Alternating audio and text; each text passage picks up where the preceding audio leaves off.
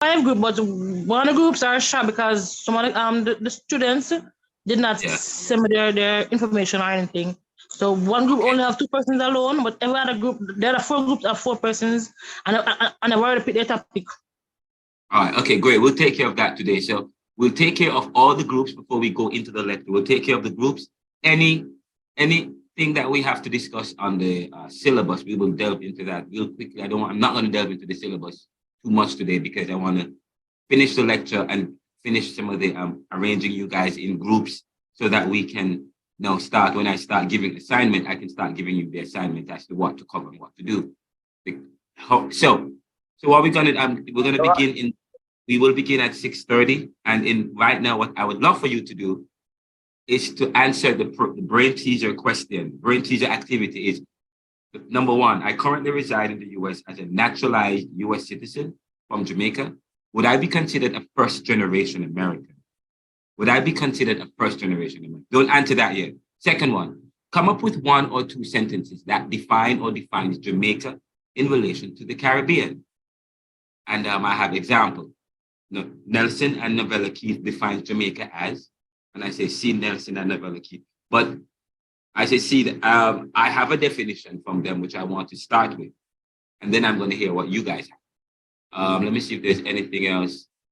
Now, what are the learning objectives for the class today? The learning objectives.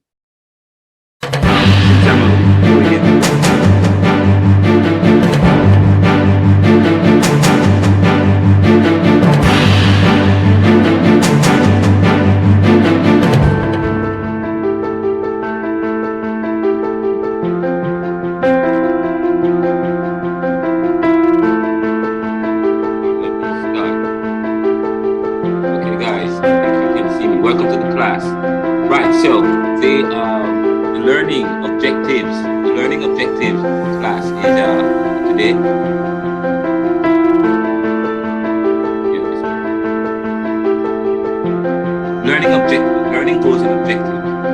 The goal, there's an overall goal of the class.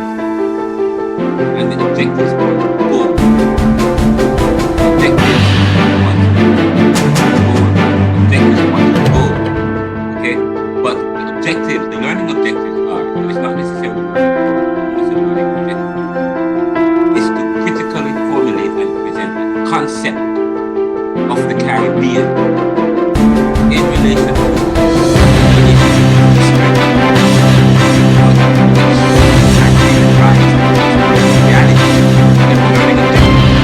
to formulate and present a concept of the Caribbean in relation to its history, which has given rise to its present reality. Formulate and present, formulate, critically formulate. Again, learning objectives. To critically, that word is important, to critically formulate and present a concept of the Caribbean in relation to its history, which has given rise to its present reality. That's powerful, because we talk about when you look at the Caribbean today,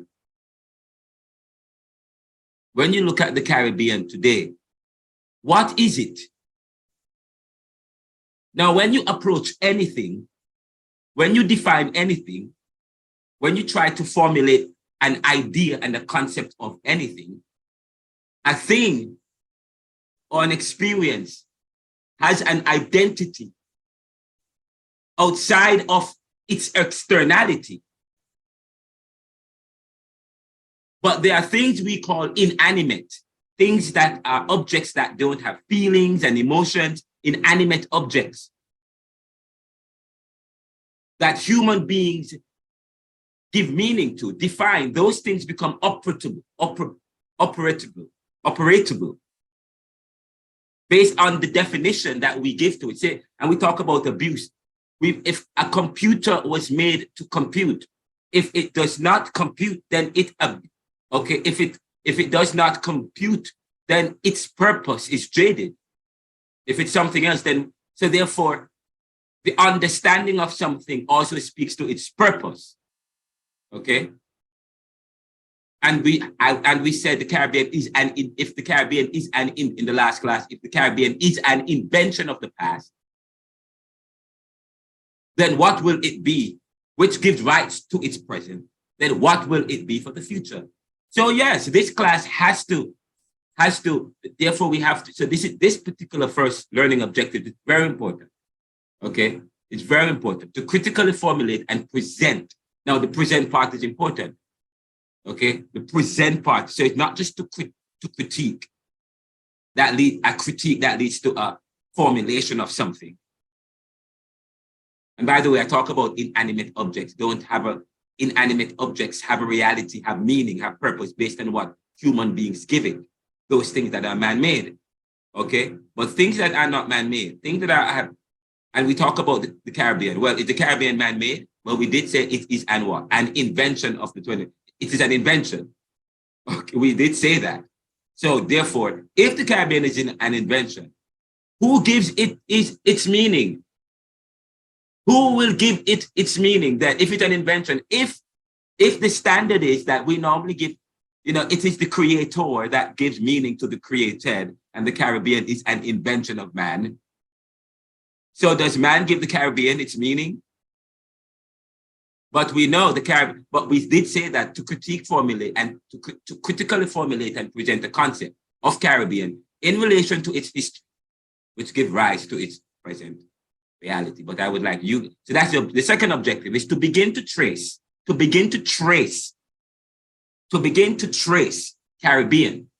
Caribbean thinking through its process of coming to be. Through its process of coming into be. Through its process of coming into be.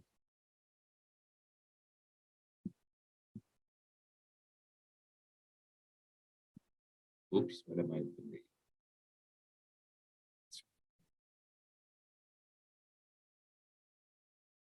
Through its process of coming into being, moving beyond independence and the tensions between competing political thoughts in Jamaica, where you're talking about capitalism. Again, to begin to trace Caribbean thinking through its process, or through its processes of coming to be or into being, moving beyond independence and the tensions between competing political thought in Jamaica, capitalism and socialism. That's very important because I was reading this book, The Social Origins of Democratic Socialism. The Social Origins of Democratic Socialism. It's a powerful book. And the book is written by Nelson W. Keith and Isabella Z. And the book is a powerful book because the book talks about the social origins of democratic socialism in Jamaica. And democratic socialism in Jamaica formulates part of an important period in Jamaica, which has helped to give rise to the People's National Party, which has also given rise to Jamaica Labour Party, which are Jamaica political thinking is very entrenched and deep in the roots of Jamaicans in terms of Jamaican thinking, but also Caribbean thinking, and even in Trinidad and Tobago. If you read, if I told you guys to read The Caribbean Reader by Mr. Weeks, and the introduction is by Gervin, Norman Gervin talks about interpreting the Caribbean, something of the sort, and he talks about Grenada, he talks about Trinidad and Tobago and what was happening in Trinidad and Tobago in the 70s and the 80s, and they have racial tension, especially if you look at the dynamics of Trinidad. It's a little bit different from the dynamics here. Okay, it's a little bit different from the dynamics. The dynamics in Trinidad, it's a bit 49% Indian. At one time, it was 49% Indian, 51% African. And then they'll just split between, or sometimes it's either 50-50 or 49-51.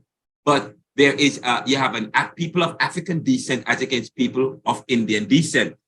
Because as you know, with the Caribbean, after there was independence, after slavery was abolished in the English Caribbean, after slavery was abolished, what happened was that people had to man the plantations. Okay, in 1865, after the Emancipation Proclamation, because emancipation was 1833 actually. Okay, but it never got to the Caribbean until 1865. Okay, and that's when they got the Emancipation Proclamation, the abolition. Then people talk about the emancipation as against the abolition of slavery in the Caribbean, the English-speaking Caribbean, because when it happened and when it got to us, we never had digital media or digital technology. They didn't get the news, and of course, or maybe they deliberately withheld the information in some of the colonies because some of the colonies were not ready. They weren't in a place to deal with the mass evacuations or the exit of the Black people on the plantation. So they had to get what is known as indentured labor. Some of them came to Jamaica, okay, but a lot of Indians, okay, went to the to Trinidad and Tobago. And of course, if you look at the dynamic of the population in Barbados, what happened after independence, after emancipation and even after independence in Barbados, you know, I mean, they have a large mulatto population, brown. I don't know, mulatto might be a derogatory term now. So let's say brown, a lot of browning, all the people from the elite class or the planted class, they remained on the island. So, you know, and even in terms of resources, if you look at the Trinidad, Jamaica, I mean, outside of the resource of tourism, all Caribbean islands, okay, apart from that, which probably speaks to the tropical beauty or the position of the Caribbean, which speaks to the resource, the tropical beauty of the Caribbean, okay, provide the kind of resource, the island. And of course, because of marketing and psychology, we have created the idea of tropical paradises where people can go and enjoy themselves. But outside of that, each Caribbean even within each Caribbean have different kind of foods and tastes and music. Okay, in Jamaica, you know, you have the natural resource. One of the leading resources. They found bauxite in Jamaica in the 1950s. Okay, they found bauxite, and there's an article, part of the book and part of what I'm publishing, a discussion I will have with you in an article I will submit to the Jamaica Gleaner. I think there was a Dane Gibbon who wrote in the Gleaner recently, is Guyana Jamaica's answer? Because, is Guyana Jamaica the Caribbean answer? Because, you know, they have found oil off the shores in Guyana recently, not too long ago. You know, people are talking about but of course we're gonna say that not necessarily. In 1952, I'm going to respond I will respond in an article, and I will respond to Dane McGim, and I'm going to say, I do not agree that that's the answer. First of all, Jamaica have bauxite. And when we found bauxite in 1952, many people thought that, yes, this is an opportunity for Jamaica. And later on in the course, you will hear me talk about in the 1950s, 1958, going into the early part of the 60s, Jamaica was considered the pearl of the Caribbean. In fact, all the Caribbean islands will tell you that they were considered the pearl of the Caribbean. But the Caribbean islands was beautiful. They were beautiful. Development was taken. They were moving towards a kind of development in the Caribbean. And if you look at the exchange rate and the economic realities, the exchange rate, the dollar was strong, but kind of the reality between the 50s and the 60s was that a lot of the Black people of African descent, they had a lot of poverty, people of African descent, okay? And so therefore, that's why Michael Manley and the socialist movement came about and started to develop a policy of social welfare, which many people thought that by the time we get to the 1970s, with the oil crisis in Jamaica, it affected them, okay? So Jamaica has bauxite. That hasn't helped, because in fact, Jamaica, who owns the bauxite company, Alpart and so on and so forth. A lot of that, you have a lot of overseas people. Jamaica cannot have, because of our lack in terms of capital intensive resources. In order to extract we have to get people from overseas, because our industrialization is not at that level to be able to extract the raw material. And then we send it to the US and to post-industrial countries to turn into aluminium, which then they export back to Jamaica, because aluminium is what they use to make it, those wires and those posts that you see, those resources, which Jamaica does not benefit significantly. You don't see the gain significantly. And now I think there's a report, I think one time they privatized it. Okay, what's going on in Trinidad has oil. Trinidad has oil, but what's going on in Trinidad and the Caribbean, has that helped Trinidad? So how do we expect Guyana? Look what's going on in the Congos. Congos, they have uranium, and the Congo is a colony of French. And Belgium, the Congos. But in the Belgium part of Congo, they have uranium. Uranium is what you use to make cell phones and so on and so forth. But there is civil war and rebellion. I mean, there's civil war and unrest going on there, fighting over the resource, over uranium. And it's not, and Congo is still a developing country. It's not a developed country. So these countries have resources and they have had investment, but what has happened? So therefore, those are some of the questions that you have to left as critical thinkers when you're critical. But we will begin to trace Caribbean thinking through its process of coming to be, moving beyond independence and the tension between competing political thought in Jamaica, capitalism and socialism. And finally, we'll begin to develop a critical and academic frame within which to provide comment and contributions on current issues of society or on society, and identifying media that facilitate these expressions. Again, to begin to develop a critical and academic within which to provide commentary and contribution on current issues on society, and identifying media that facilitates it. I'm going to say that again. To begin to develop a critical and academic frame, lens, within which to provide commentary. I said to you last week, but I said to you, Hanif, great work in terms of the commentary. But what I'm hoping for you guys is to develop your ability to respond to issues of today within a critical way, using school of thought, using academic language, using professional language, not the run-of-the-mill casual language. Okay? So to begin to develop a critical and an academic frame within which to provide commentary and contributions on current issues of society, on society, and identifying media. By media, I mean ways. We say, what are the media? We're talking about what are the ways, identifying media. And I use the word media because, and that's deliberately media instead of ways, because media, it's very important. I deliberately use the word media instead of ways. So ways means media, ways means technological ways, through blogs, yes, through blogs, through journals, electronic journals, through podcasting, through YouTubing, through TikToking, through reels on Facebook and so on and so forth. Okay, that's a new media. We talk about people are moving away from print. Print is not doing very well now. Everything is through technological means.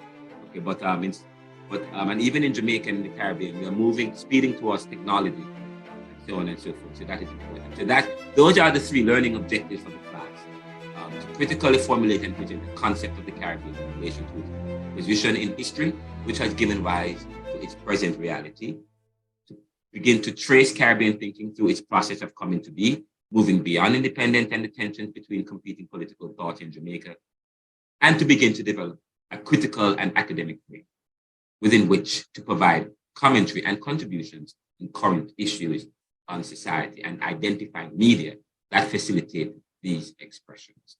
Okay, so that's what we will do. That's what we are going to be doing today.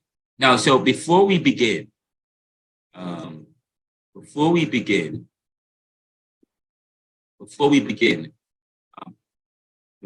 we have a brain teaser for today. So let me start from the beginning again, go back to the next slide. I have on this slide, first thing, I currently reside in the US as a naturalized US citizen from Jamaica. Will I be considered the first generation? Quick answer. Would I be considered a first generation American? Anybody have an answer for that? Answer.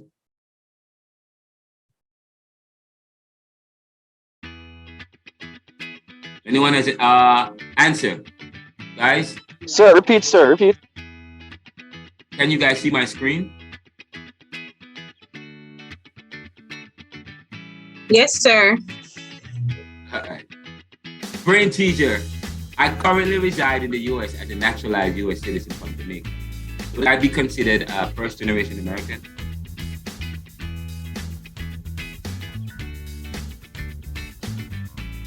Have you guys heard the term first-generation American?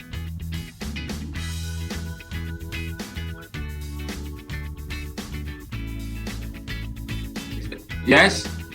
No, sir. Sir, would you be second generation?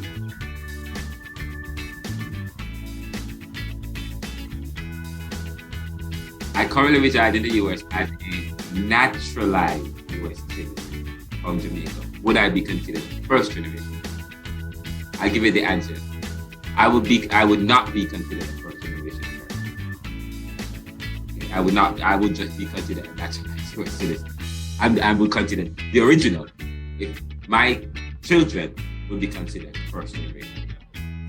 Okay? Well, that's an important question. That's just a parenthesis question that speaks to it. But it's within the wider conversation about immigration and Caribbean politics and travel and so on and so forth, which is also important to the class.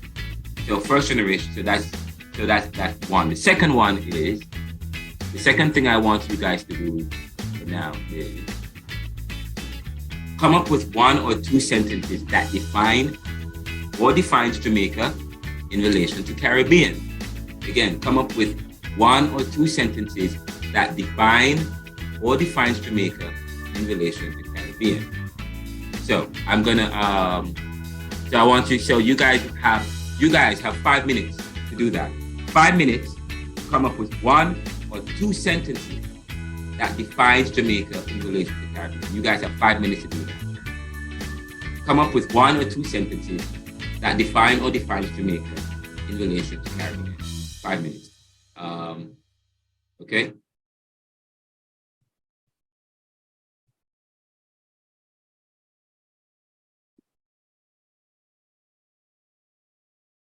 I was going to read the definition provided. I like the definition provided by Keith and Novella. Nelson and Novella Keith in their introduction, Social Origins of Democratic Socialism in Jamaica. The first page in the introduction, quite powerful. And they provide, it's 1, 2, 3, 1, actually 3 sentences. Okay, fine. You guys can provide 3 sentences. 3 sentences. 1 to 3 sentences. Fine. 1 to 3 sentences. But they provided 1 to 3 sentences in about 4 lines. 1 to 3 sentences in about 4 lines. Quite powerful.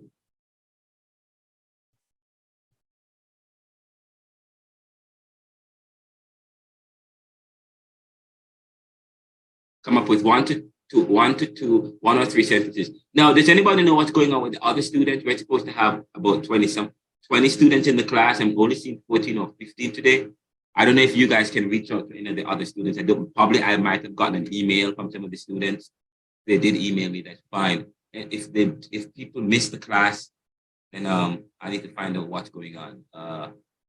But you guys are in group now. So if any member of your group, if any member of the group is not in the class, please let me know who that person is and reach out to them. I need all the students to be in the class, okay?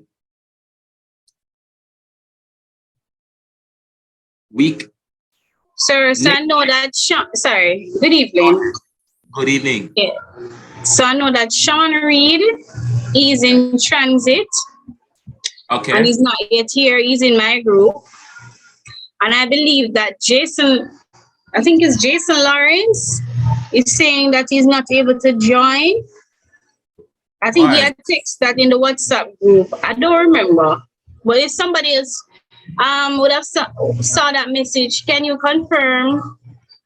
I think he's having some issues why he can't join at the moment. Okay, fine. Just some people are having technological issues. That's fine. Okay. All right, that's fine. But I mean, we meet for 3 hours, and some people can access. This will be available. This video will be available. But as I said, I want people to be in the class. Although the lectures are all available, I really want to see you guys in the class. Okay, it's very important that you come to the class and that you interact in the sessions and so on. As I said to you, if you cannot come to a class, really can't come, please let me know. Talk with me. Send me an email or talk with my assistant, and she will send me an email. I see her emails. I read her emails.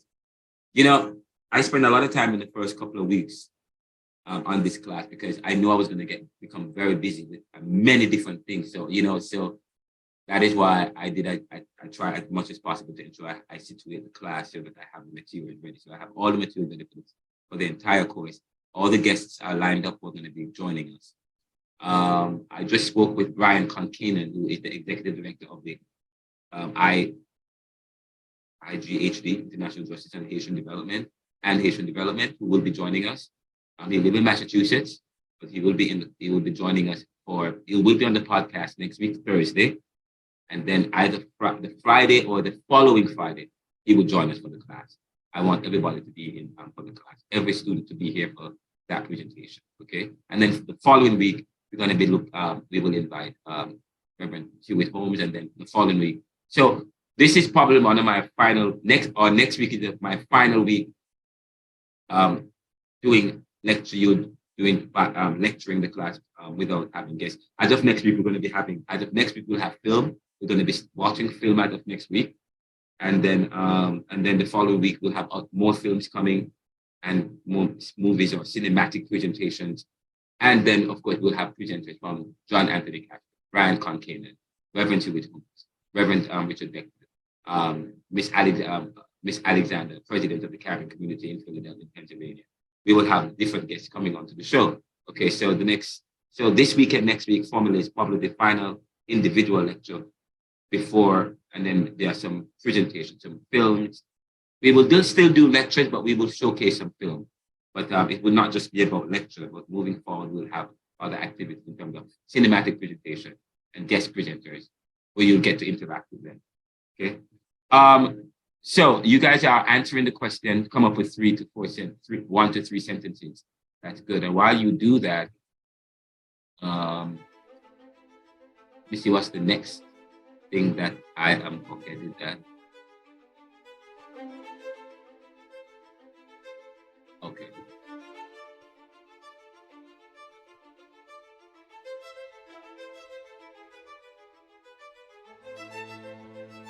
So you guys are answering the question.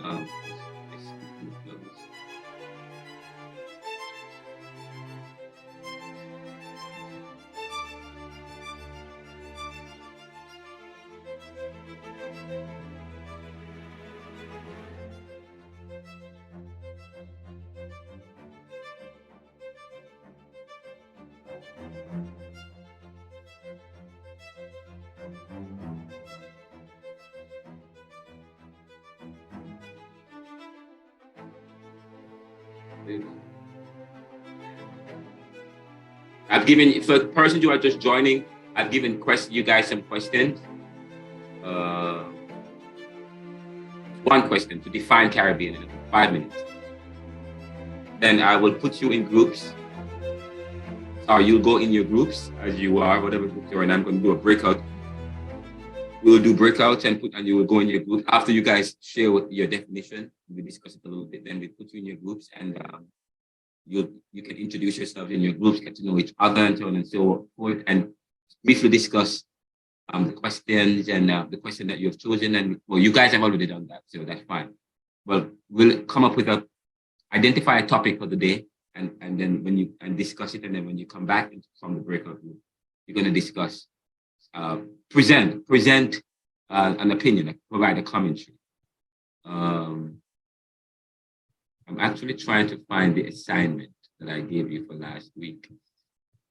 The assignment for last week, and by the way, the lecture was for 5.5 hours, but I did a summary, a lecture, a video, and a podcast summary after that, did a 25 minutes podcast, summarizing the main points of the 5-hour lecture. So guys, you guys can go back and reference that. So you guys have all the resources available. So Caribbean Thought Week 3, and I gave you the attachment to the class.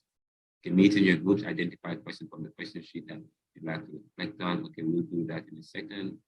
Identify an issue in the news and provide an academic reply using academic jargon and language or prose. Oh, you guys should have already done that, but I'll put you in your groups to come up with to formulate how you're going to answer that, situated within understanding of critical thinking and skepticism.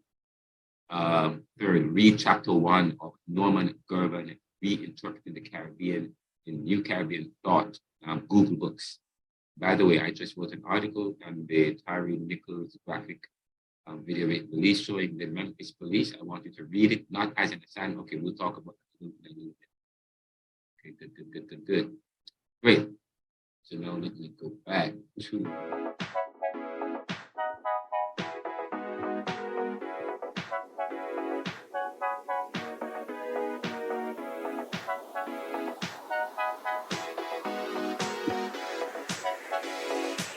okay. All right. While you are doing that, give me 1 second as you do that. I'm going to ask each of you to do that, but give me 2 seconds.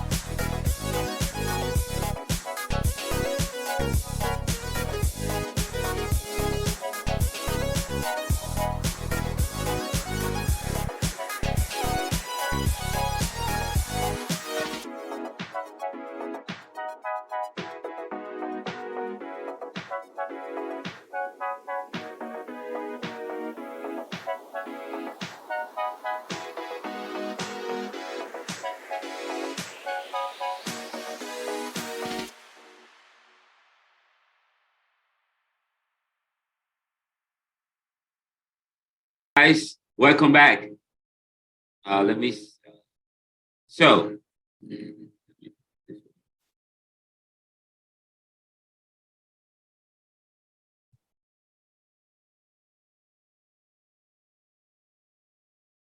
okay. Come up with 1 or 2 sentences. All right. Before I ask you guys to come to read, according to Keith, Nelson and Novella Keith, in the book, The Social Origins of Democratic Socialism in Jamaica. It's published by Temple University Press, Philadelphia University. I think it was in 2000 and I can't remember when it was published. It was published in 1992. It was published in 1992. Library of Congress cataloging, publishing. Let me see if there's anything else. And by the way, Keith and Novella, they are married. They were professors at Temple University. Not sure if they are still there. I'm not sure much about them. But they did a very good job. Very good job writing about the origins, critically, the origins of democratic socialism in Jamaica, looking at the politics of change in Jamaica and how politics can also have an influence, and psyche influence, the marriage between the two. Quite interesting. The political tension of the 1950s and 60s and the 70s and the 80s has helped to define Caribbean. When people think about Jamaica, they think about the political tension. Oh, and the reason why I brought up the thing about Trinidad, they talk about the political tension. The political tension that they have is one that's racial. Political tension that we have in Jamaica, coming out of the 60s, the 70s, the 80s, was not racial. Okay, it's not racial, but the one, it was more between Edward Seaga and Michael Manley, and looking at Garrison against Garrison and so on and so forth. People who promoted Reagan type of politics as against people who promote a more kind of a Fidel Castro, nationalist kind of a politics, Marxist, not necessarily Leninist and Stalinist, because they were more despots. But quite a very good job with this book. And they did a lot of research in Jamaica. They live here in the US, but they're from Jamaica, and they did a lot of research. Some of the information that they got came from the International Bank of Reconstruction, Jamaica Agricultural Development, Jamaica Agricultural Society, Jamaica Exporters Association, Jamaica Industrial Development, Council for Mutual Economic Assistance, Community Enterprise Organization, Jamaica's Workers and Tradesmen Union, University and Allied Workers. They got information. So they source, I think that in the preface of the book, it talks about the sources where they got the information from. When you write, it's good. That's why sourcing is important. That helps to give you reputation and credibility. The source, the data for this study were obtained mainly from the following. The Institute of Social and Economic Reform in the University of the West Indies, Mona, Jamaica, Private Sector Organization of Jamaica, PSOJ, Jamaica Employers Federation. So this book, okay, it's not just international, it's not just Jamaicans who now live in the US who use international stuff. No, a lot of the data and the sourcing came from the US, from the Caribbean. Now, how did they define Jamaica? Jamaica is an island nation state situated 90 miles to the southwest of the southernmost tip of Cuba. Again, Jamaica, and you can close your eyes and develop a picturesque view of Jamaica from that definition. Jamaica is an island nation state situated 90 miles to the southwest of the southernmost tip of Cuba. A former British sugar colony, it has a population of about 2.3 million people. Like most other plantation economies, Jamaica has suffered from underdevelopment, which has led to discontent and unrest. That's it. Again, Jamaica is an island nation state situated 90 miles to the southwest of the southernmost tip of Cuba. A former British sugar colony, it has a population of about 2.3 million people. And like most other plantation economies, Jamaica has suffered from underdevelopment, which has led to discontent and unrest. That's definition, but that's from 2001 or thereabout. Now, what's your definition of Jamaica? How do you define Jamaica? Let's begin with Mary. How do you define Jamaica, Mary?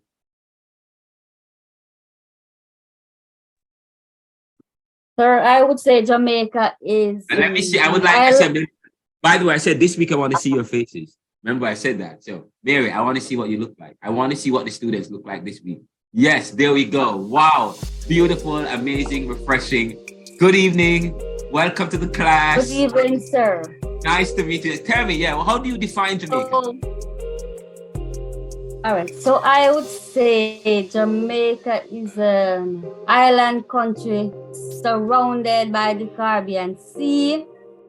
And it is the third largest country of the Greater Antilles. I forgot about that. Thank you for reminding me. Yes, sir. So that's my sentence. Say it again. So Jamaica is an island country surrounded by the Caribbean Sea. It is the third largest country of the Greater Antilles. Okay. All right. Where does that definition come from? How do you know that is true? I mean, is that true though? What you're telling me, is that true? Because in social study we learn about Greater Antilles, Lesser Antilles. Yeah, and we know that it is the third largest country. Okay. All right. Cuba, Haiti, Dominican Republic. Yeah. Now, the definition of Jamaica you provide, let me tell you, if I were to frame it, it's a geographic definition. You speak to the geography of Jamaica. You know, when I talk about thinking is important.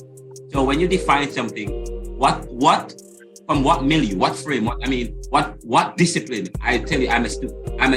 My degree in my master's of arts at Penn. My first master's at Penn was an interdisciplinary degree.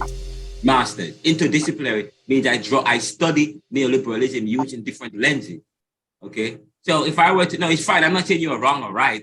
I'm just saying if I were to, okay, sir. I were to situate or frame your definition, the kind of definition you provide was one of geography. Okay, but in it was one of pride. In it was some pride, and by pride, not in a negative way. You were proud of Jamaica in terms of its size. It's the third largest. We are small, but we are the third largest Caribbean island. In a sense, I got a sense of pride, you know, in terms of our size. You know what I mean? We're little, but we're one of the biggest ones in the Caribbean. You know what I mean? I got that sense. Yes? Okay, sir. Yeah, but that's good. Thank you so much. So now I can put a face with Mary. Beautiful. Next, Christine, I see you next. Next, Christine, let me hear what you got. And when you come on, please let me see let me see you, please.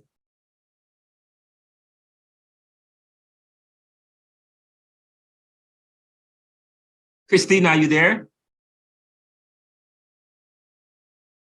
Christine.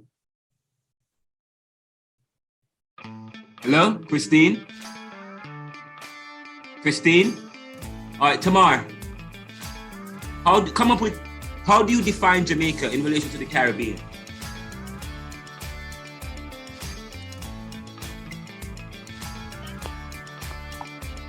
Sir, good night, everyone. All right, good evening. Good evening. Yes. Right, welcome to the class, Tamar. Thank you for having me, sir. Finally, I get to see you. Yeah, go ahead. So my definition is Jamaica is the third largest of the Caribbean islands and the largest English-speaking island in the Caribbean Sea. It is a multiracial population of approximately 2.5 billion. Sir, I was going to write something else, but I did not remember. Say it again. Let me hear it again. Go ahead. So Jamaica is the third largest of the Caribbean islands and the largest English-speaking island in the Caribbean Sea. I'm going to stop there. Okay. All right. The largest English. So now you also speak to geography. You also speak to geography, and you said it's also it's an English, but you went beyond that. Now you went further to start talking about linguistics, the language. Okay, so now not only did you also talk about what Jamaica is geographically in relation to its position and place in the Caribbean and in the world, but you also talked about Jamaica in terms of the language. We speak English. English is third. You said we're an English-speaking Caribbean island, and many people don't know that Jamaica speak English. They think that we speak some other language, and then when they hear you speak English, they're like, "Oh wow, you speak English so well. How long have you been living here?" I get that a lot. You know, you speak English so well. How long have you? But you spoke to the fact that Jamaica. So one of the things, not only in terms of where we are, and always. No, so you said, so where you get, so you said that Jamaica is an English-speaking Caribbean. Is that true? We speak English? Many people don't think that we speak English. Tamar, is yes, that we true? do. We got that. We got Sir, that. I got it from the United Nations page website. From the United Nations website? That's what this says, sir. So welcome to the wait. United Nations website. Yes, sir. Oh my, wait, hold up. So your definition of Jamaica that I asked to come up with, yours came from the United Nations, and Mary's came from, she said, her social studies class, and so on. And you know, so yours came from the United Nations. Okay, that's interesting. All right, next. I don't think, probably this class is going to be deep. I don't know if I'm going to be able to finish everything I decide, because you guys are speaking today. Because I'm going to be engaging all of you one-on-one and together in the class. This is good. This is deep. This is lovely. Who is next? Christine. Let me hear what you got. Let me hear what you got, Christine. How do you define Jamaica in relation to the Caribbean?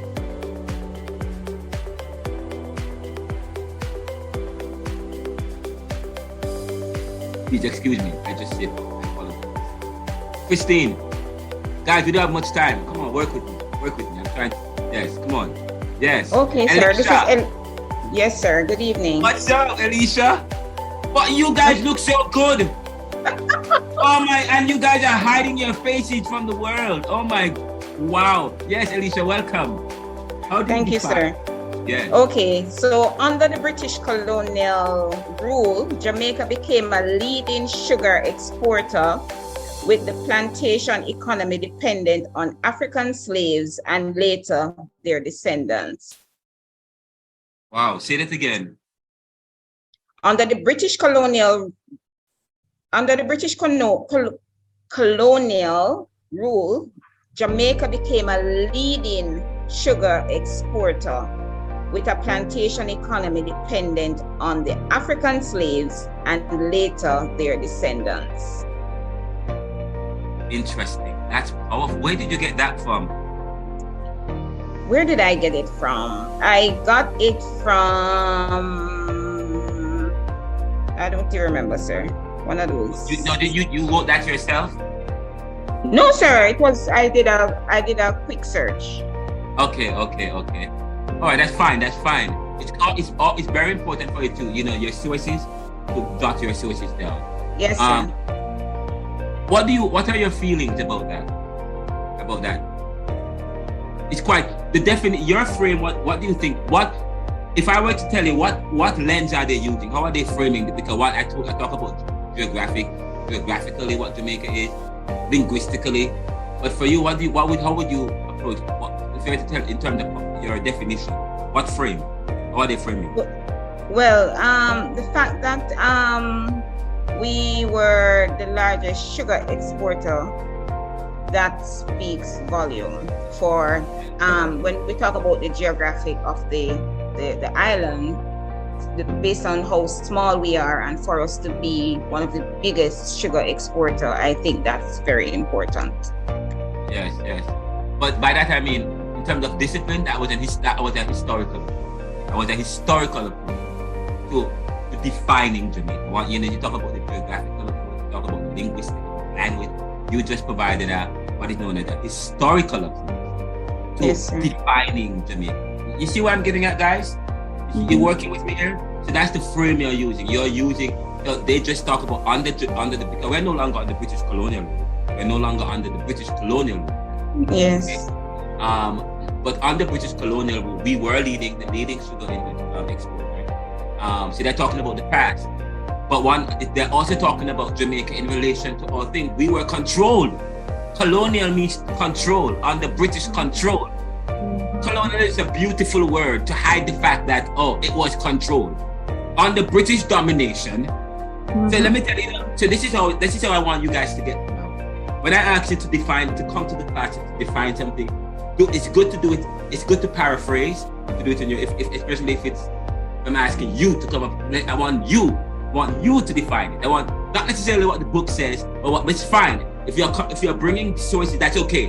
Let it stay with whatever you guys have right now. That's great, because it helps me now to ask you, how are you framing it, or how are the persons framing it, where you got it from. So that when you write, now when you start writing, you say, well, based on so and so, they said Jamaica is so and so.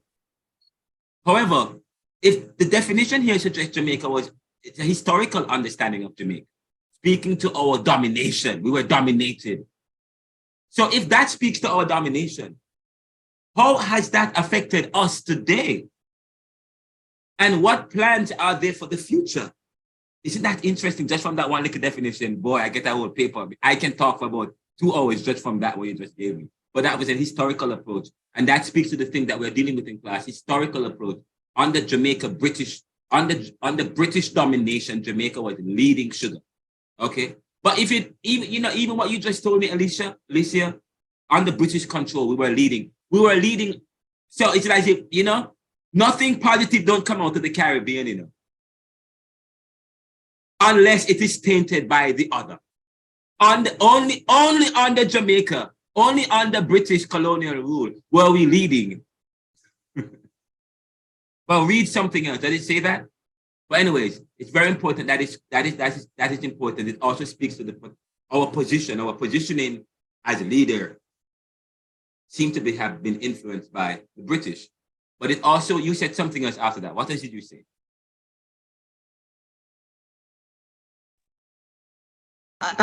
something pertaining to this the slaves. They use the slaves.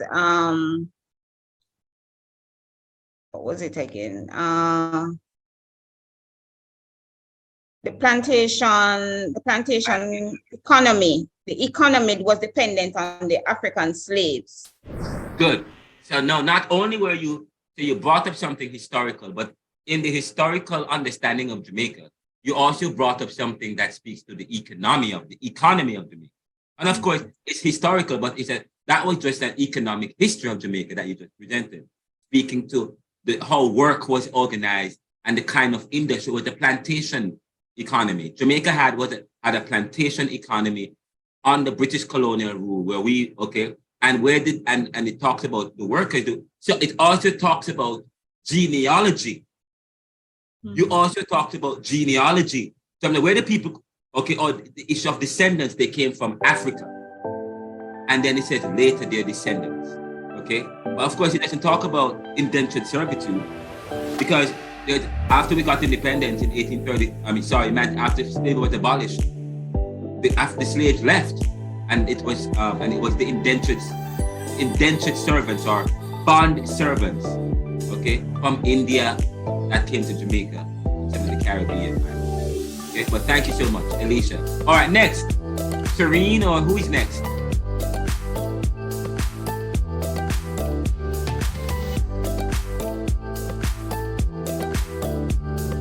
Okay, sir, let me give it a try. All right, go ahead. Who's talking? Who's that? Janet. Janet, okay. Why am I not seeing you? Oh, you want to see me, sir? Yeah, I want to see you. I want to see everybody today. Janet, yes. Hi, Janet. Welcome to the class. Welcome. Thank you, sir. Amazing smile. Oh, great. Bless you. Yeah, man. Yes. Right. So you need a definition for Jamaica as it relates. Yeah, how do you define Jamaica? Yes. Right. I do a quick search and I might drop in between that Jamaica is known as an island and a state in the Caribbean. It was colonized by the Spanish in the 1494 years onwards, I suppose. And am I going too far, sir? 1 to 3 sentences. Okay. So have I gone 3 now? Yeah, okay, right. But you said Jamaica was what? Colonized by the Spanish from the 1494 onwards. And so it is a member of the CARICOM.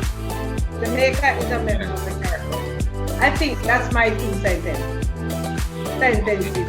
towards that. All right, another talk about within the post, talking about Jamaica was colonized, talking about the history again, history, post-colonial history of Jamaica, and then of course you talk about our relation in terms of we have one of the members of CARICOM. Now that goes without saying, CARICOM, the Caribbean Community. Caribbean Community is an organization, between Caribbean islands, where they were corporate. It speaks to a corporation of the Caribbean islands.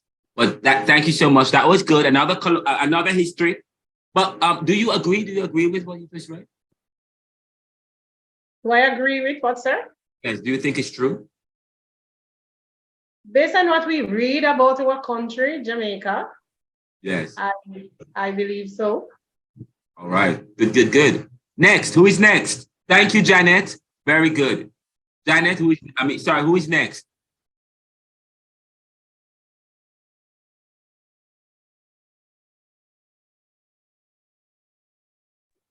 Hi, sir. Good night, colleagues. Sir, I am driving. You want us to open mic? Not my camera. I'm going to do that, but I don't know if you'll be able to see me. Oh, wow. No. If you're driving, that's dangerous. Good. That's risky. Okay, good. All right. So my bit is that Jamaica, I don't know if anybody, because I was having connection issues earlier. I don't know if anybody has said this, but Jamaica is the third largest country in the Caribbean. Somebody said that, yes. Oh, I'm sorry. Also, Jamaica is said to be the capital of the Caribbean, and this is due largely to our popularity and our influence on the rest of the world, not just the Caribbean. In spite of the fact that our economy is not as strong as it was, we are still seen as influential. We influence music and other culture. Our culture is something that is well sought after. I think I've gone over 3 sentences, sir. Yeah, but that's quite it. Oh, now you okay. Now you're even wow. Now you're as I listen to you, that's quite interesting. You talk about the fact that Jamaica is the capital of the Caribbean, and because of and then you not only did say that we were considered, but you even went on to say why. You said that because of the influence of music and culture and our popularity, so that Yes, sir. so that in order to be considered the capital, so that in order for one to be considered the capital of anything, you have to be talking about influence. You have to talk about popularity, and yes, Jamaica has so you're defining Jamaica. Yes, Jamaica has all that. Jamaica is popular, and Jamaica is very influential in terms of that. In fact, it's one of the Caribbean islands that's well known in the Caribbean. When you talk about all the other Caribbean islands, Jamaica is one of the. Jamaica is well known, one of the most popular of all, famous of most of the Caribbean islands. Of course, but you speak about people like Usain Bolt, in terms of music, Bob Marley. Of course, when people like Merlin Archie, Marcus Garvey is well known in the US and in the UK because when you study American history or you study American or critical race theory or Black history in America and civil rights movement in Jamaica, one of the first person you will hear them talk about is Marcus Garvey. Garveyism. Marcus, so we studied Garvey in Jamaica, and Garvey is one of Jamaica's heroes. But Garvey is also one of Black America's heroes. Not in the sense hero, but a very influential figure in terms of the civil rights movement. So there are many Jamaican, and he's from, I'm talking 1930s, 40s, 50s. You have Jamaicans from way back that's contributing to thought and to Black history and to development of society. In terms of the first African newspaper and the first successful Black successful party, only one, is one that was started by Marcus Garvey. So is it that, and that's quite, he started the whole Back to Africa movement, and I was interviewing somebody recently here in the somebody from Ghana, and they said, Ghana. No, was it a lot of Jamaicans? Well, a lot of Jamaicans are in Africa and Ghana, because a lot of Jamaicans did this Back to Africa movement. So even though I think I did a podcast or something of the sort. Actually, I haven't published it yet. A gentleman by the name of David, who studied at University of Pennsylvania from Ghana. He said, you're from Ghana? There's a lot of Jamaicans in Ghana, and they have a lot of businesses. Very involved. And I think Ethiopia have a lot of Jamaicans too. The Marley have businesses, and I think that one time they had given Jamaicans land and stuff, because of that deep religious connection with Rastafari and so on.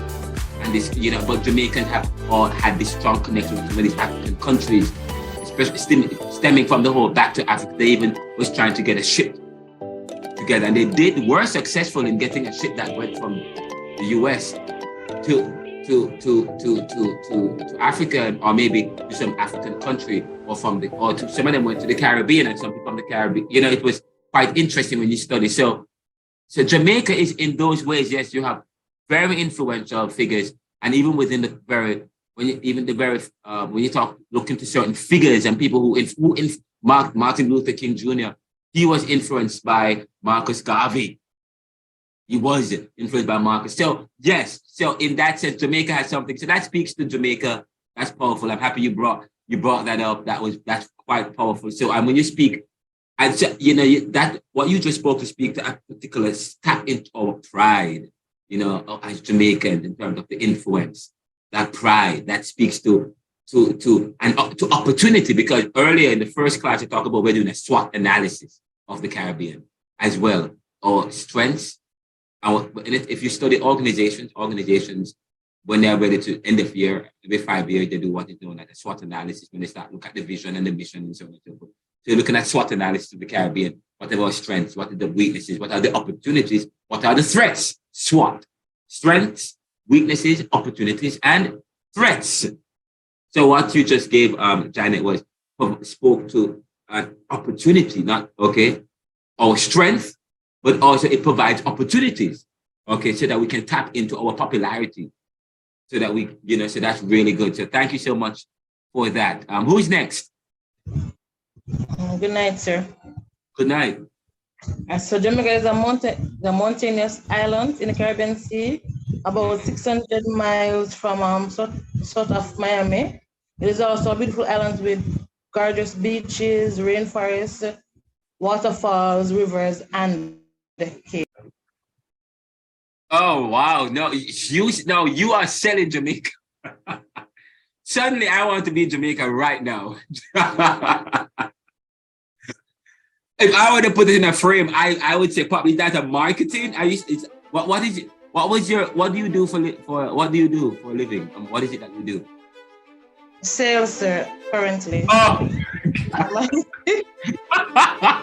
Wow! You see, I got it right then. I said, wow, I feel like I want to be in Jamaica, and I asked you what you do.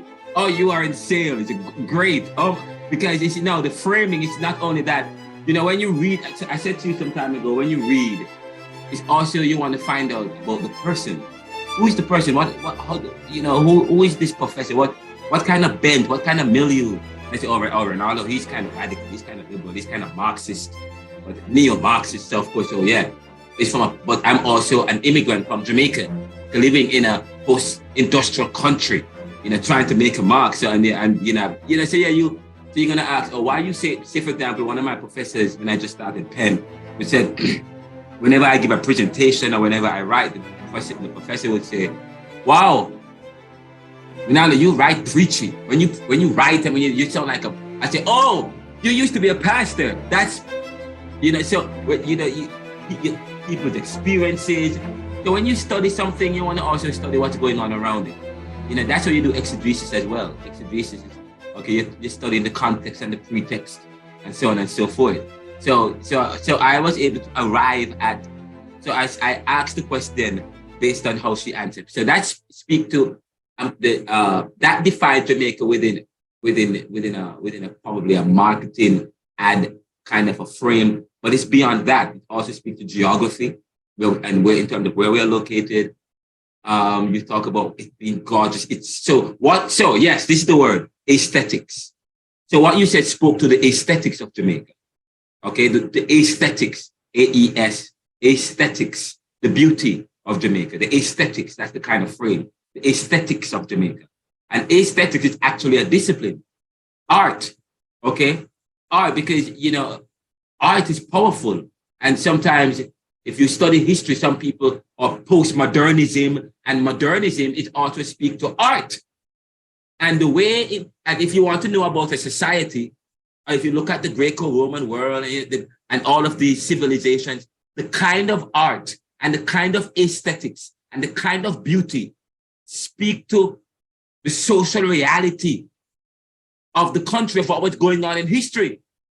So when you study cultures and people and places and stuff, you also want to study the aesthetics, the beauty, and how people and people's understanding of beauty, of art, of music, And when you take up an artifact of this, the reason why people can date certain things is because they use, because of the kind of art, the kind of tools they develop and use in certain generations and so on. So we talk about aesthetics is powerful, so you talk about the aesthetics in terms of the beauty of Jamaica, and you also spoke to in terms of the geography in some sense. So thank you so much. Who was that again that spoke just now? Chantel, sir. Chantel. Where did you get that from? Yes, so I read on internet, but I put it together in my own way with what I know and also what I read on the internet. So that was ethnographic. came from you. Yes, sir. Okay, so it came from you. There's a reason. Anything I do, I have strategy. Any question I ask you, there's something, it's going somewhere. I'm telling you guys, I'm very strategic. If I say, okay, I'm asking where you get that from, yeah, it's going somewhere. And people that we studying post-colonialism, okay? And the post-colonial man I said last week is what? Is skeptic, okay? And I said, what did I say about history last week as it relates to Kant, Immanuel Kant? History is a result of human nature and circumstance. It's riddled with human influence, okay? So I say to you, where it come from? It came from somebody else or something else. But does it come from you? You live in Jamaica. You live in the Caribbean. What in the Caribbean and Caribbean experience, okay, give you an understanding of what Jamaica is in relation to the Caribbean, so that you can formulate a definition that is uniquely you. And of course, I keep forgetting the name again. And the reason why I keep picking on you, because I didn't get you. I want to get the sense of you. Is that Chantel? Yes, sir. That's Chantel, the sense of, okay, good. So thank you. So yes, you read. So that was another answer that you gave. That's great. You read, and then and then you presented a definition. You interacted with what you have read, okay, with your understanding of your experience of Jamaica. And not only that, but also the industry that you work with, your experience of Jamaica, working in Silver, and then you provide it. So that was beautiful. That was great. That was powerful. Love it. Okay, next.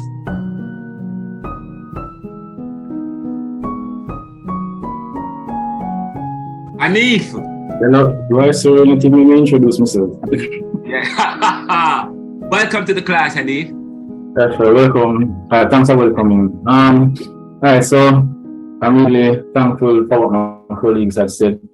But I realize that when you're asking us, you're asking us from our, you're asking POV, our point of view.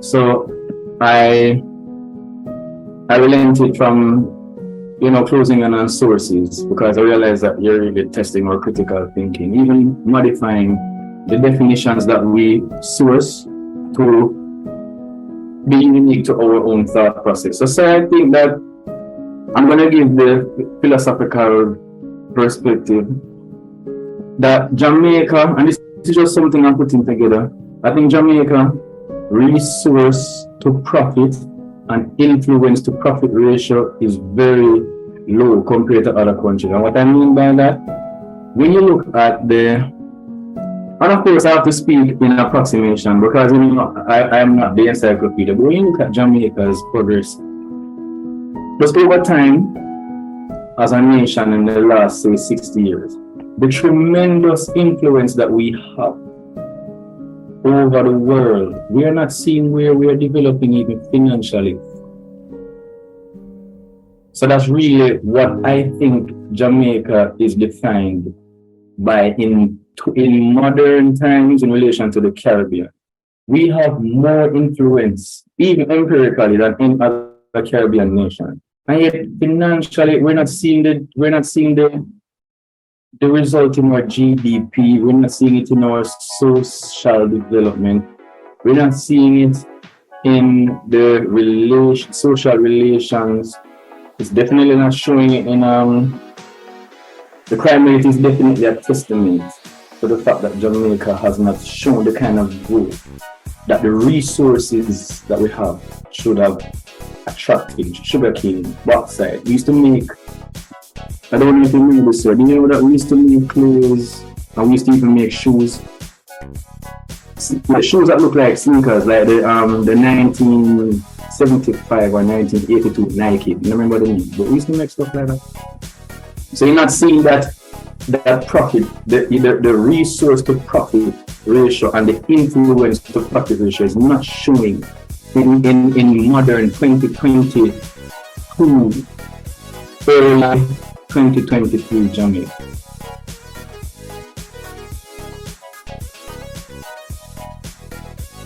Good night, everyone. Good night, colleagues. Sean Reed here. And if Sean, could you hold on 1 second? let me just, Hanif, I'm trying to write what you just said. Jamaica, this is what, if you look, you guys can see my screen, I'm writing something. Jamaica has a lot of resources, popularity and influence in the world over the last several years. Yet, these have not materialized into any fruitful gains that Jamaica could have realized today, making it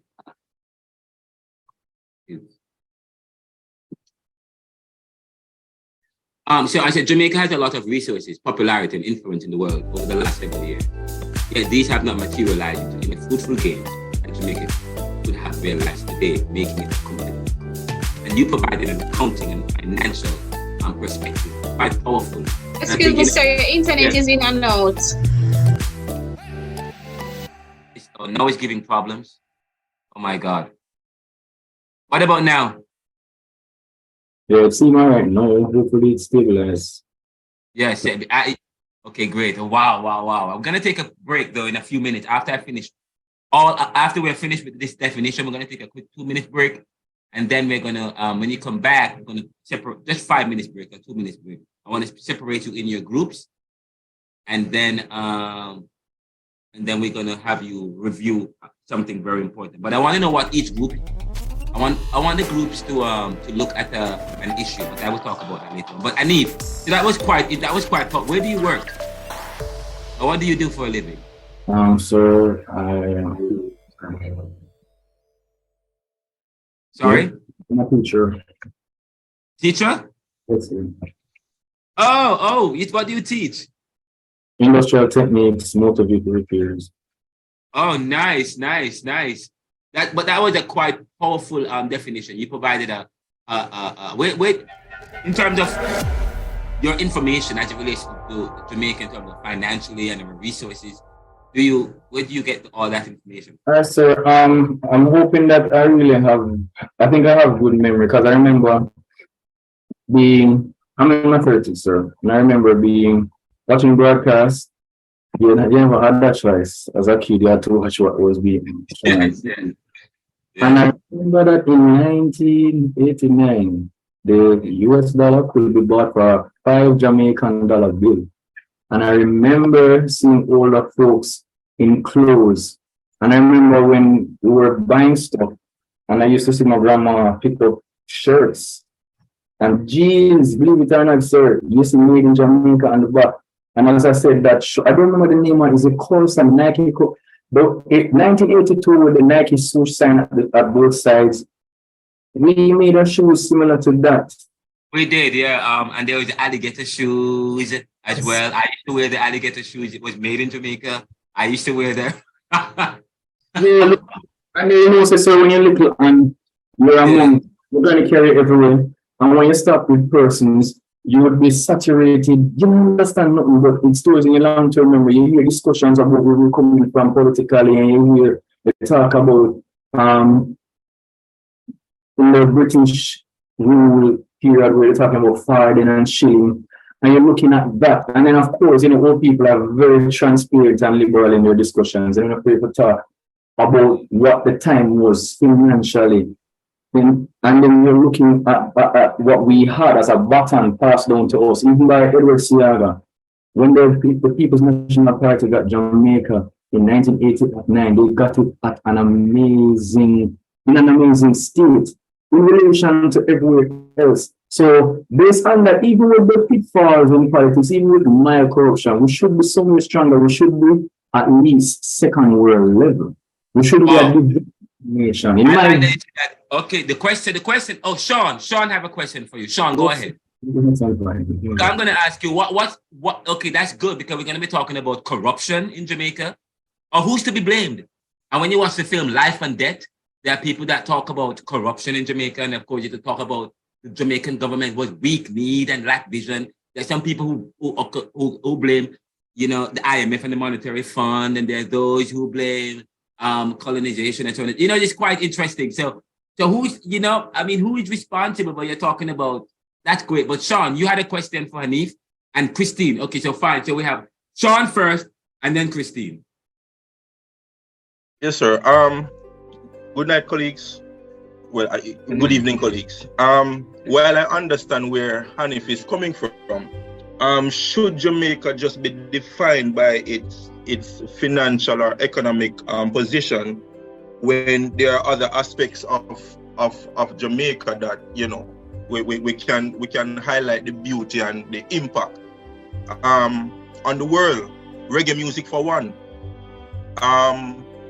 The world took on even the Rastafarian religion by what Bob Marley did. So do we just define Jamaica by where we are now, or should we take it from a holistic perspective in terms of both financial interaction, how we socialize, our education system, all of these things? We have to grapple with these different layers of what makes Jamaica Jamaica.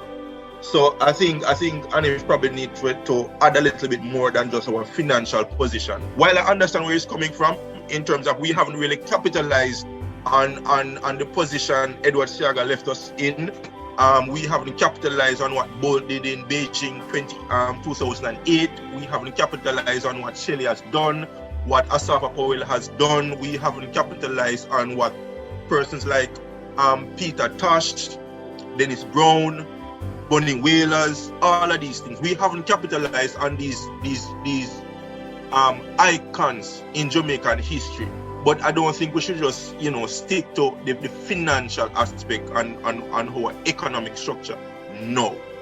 I agree, Sean. That's why when I started, and why I mentioned economy, more than what I said the resource to development to profit ratio and the influence to profit ratio. But I did spend more time on the resources because you are right. And I mentioned that for our influence and then even the effect.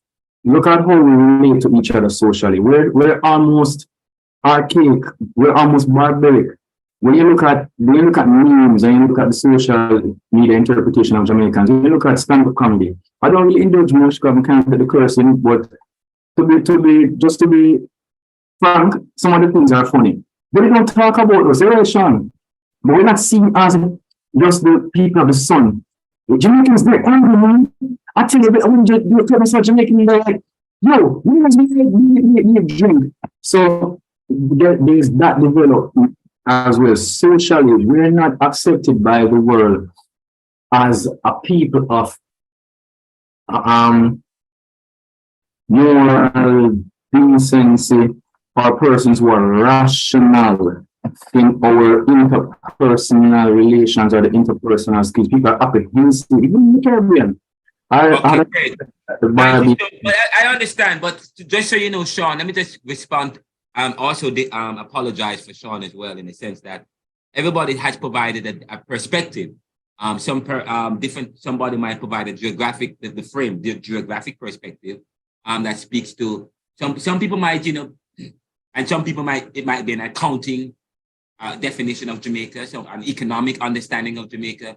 So I believe that Hanif provided a financial understanding of Jamaica in relation to, in terms of where we are and the investment. So he does not deny the fact that Jamaica have a lot of resources. Jamaica has a lot of resources, and the resources we're talking about here is financial. And he also talk about our political capital, or our influence, our credibility, our influence in the world.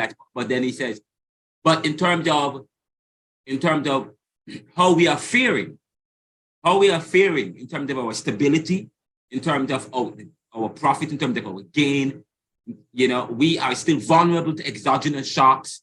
It has not helped us significantly, So in a sense, he's saying, yes, Jamaica, we have resources, but why isn't it? It's a difficult question. Why is it that all the resources haven't translated into something significant? And that's a good question. That is a question that we have to address. And then, because in order for us to look to the future, you guys have to answer that question. Yes, we are beautiful. Yes, but why is it that, and by the way, as a country, people talk about money. Show me the money, and let's talk about. We live in a capitalist world. We live in a world that's driven by money. Money is the talk of the world. Money. We have the day when the world invented currency was the day when the world would have been guided and defined in terms of your currency. Okay, because if you do not have currency, and not only that, when people defined a particular country in relation to the rest of the world, one of the things they use is currency. And actually, I did a podcast today where I interviewed somebody from Haiti, and I asked them, what's going on in Haiti? What is Haiti's problem? And I asked, and they're always going to ask, if you're from a big country, what is Jamaica? What is the exchange rate in Haiti? It's 149 to 1. $1 is 149 Haitian dollars. Okay, so and that is important because the value of your currency and the value and the returns on investment also speaks to the indomitability of the people, and it also speaks to the people. So then there you can now, it will help you to properly think about policy change, help you to properly think about, okay, all right, fine, yeah, Jamaica is blessed in resources, but okay, but we're not seeing the returns. Okay, fine. As business people, because Jamaica is a business doing, what strategy do we need to put in place in order to take advantage of what we have for the future? So that's why we're saying we're doing a SWOT analysis. Look at the strengths, look at the weaknesses, look at the opportunities, look at the threats. It can be all beautiful. In fact, and Jamaica is not all beautiful compared to what's going on now in the world and so I understand what you're saying, but at the same time, Sean, yes. Yeah, okay, fine, but it's not all doom and gloom in Jamaica. We also have reggae music, and we are influential in reggae music, but somebody gonna say, excuse me, are we making the money that Usain Bolt make? He just lost. He had must about one account alone. He had $12.8 million. I don't have it. Okay, he has it. So that's for Jamaica. That's Usain Bolt. But yeah, outside of that, yeah, he's done great and stuff. But fine. But he has the money. We don't have it. I mean. But Marley have the. Anyway, that's just an argument of convenience. That's being very troublesome, man. But thank you so much, Christine, and then Jason. Hi, thank you, sir. First comment is that I like the direction of the class tonight. Getting the different views, it's really making it a class that you really want to be a part of. And this is not what I was going to say, but just to add to what you said, or maybe exactly what you said is what I wanted to say to Sean, that was Ani's input, because different persons have contributed different definitions, and that has added to the fullness of the discussions, and it has opened our eyes to Jamaica, even our immediate history. Because what I wanted to really comment on was when Annie was talking about products that were made in Jamaica. I am from St. Thomas originally, and I spent most of my adult years in the corporate area. Many of those factories were in St. Thomas. Those factories that makes the clothing that he was talking about. And I can tell you that as a girl, though I never aspired to that, there are lots of young ladies that I knew who wanted to be seamstresses because they wanted an opportunity to work in those clothing production factories. And it was good to see those items and to wear those items, and they were quality items that you got from those factories. The brush Fleetwood, even though most of it closed down, there's one baby part of it still in St. Thomas. Even the canning goods factory, a lot of them were in St. Thomas. And though St. Thomas right now is the most backward, I can say, parish in Jamaica, it was one of the most productive in terms of production. And sir, that speaks to another thing that came out in Annie's discussion, and that speaks to I blame the people because we don't stand up for anything. We just accept everything and we group up and talk, but we don't take the kind of actions that we need to. Killing each other is not the way to make a stance. It speaks to the leadership as well. As a girl, I learned that Jamaica had electricity before New York City. I learned that I think it's Senegal, somebody that S name, Singapore, their model was taken from our model. But look at us now versus Singapore. So it speaks to the leadership, it speaks to the people, because if we don't take a stance, then this will continue. We continue to accept poor leadership. We speak about us who are educated, us who are trying to become educated. We still stay in our little areas and, sometimes get on our little soapboxes, but we really don't take any stance. And until the people, so we need to go back to a Paul Bogle or even a Marcus Garvey's day, but we need some kind of radical action. And I'm not talking about killing each other, because that's not helping anything. It's just putting a negative out view of us out there in the world. In spite of that, we're still love, and with our leaders lack such vision that they can't even, I think Sean spoke about it, they can't capitalize on the influence that we have. Because you talk about, he spoke about Usain Bolt and how we did not capitalize on what was happening with him. It wasn't just Usain. What about Marley and Artie from back in the days? There's so many things. There are countries now that is benefiting from our merchandise more than we are. Bamboo is touted as that regenerative natural resource that we had many of, but what do? We destroy those things. But there are other nations that's benefiting and profiting from what we have. And sir, I never wanted to go there, but it just kind of rile me up a little bit when I think about it. But comment again, I think this is my best class so far from the class that started. Thank you so much. Thank you so much. That's quite powerful. Yes. My father had a church. I used to go to St. Thomas, and my father was a pastor. We had a church in St. Thomas, and I used to go there all the time, and it was quite powerful, the church that we. And but we know what's going on. Moran Bay, St. Thomas. Sorry, Moran Bay is the capital. St. Thomas has always been, in terms of kind of considered to be in terms of backward, in terms of lack of resource, one of the poorest places in Jamaica. It has always had that, and I don't know if that has changed. And of course, sir, I don't mean to interrupt you, but or maybe I meant to, but my apologies. That's fine. Sir, yes, that is true, but it shouldn't have been, because someone, I think it was Sean, who wrote in the comment that we produce tires here. Goodyear was in St. Thomas. I remember as a girl, because I had two sisters, but I had a lot of other cousins, and run up and down, sir, and make kites. And we used to get the Goodyear cords that they put in the tires and make those kites with.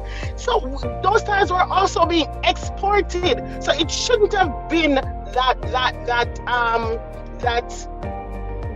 it was like that for St. Thomas.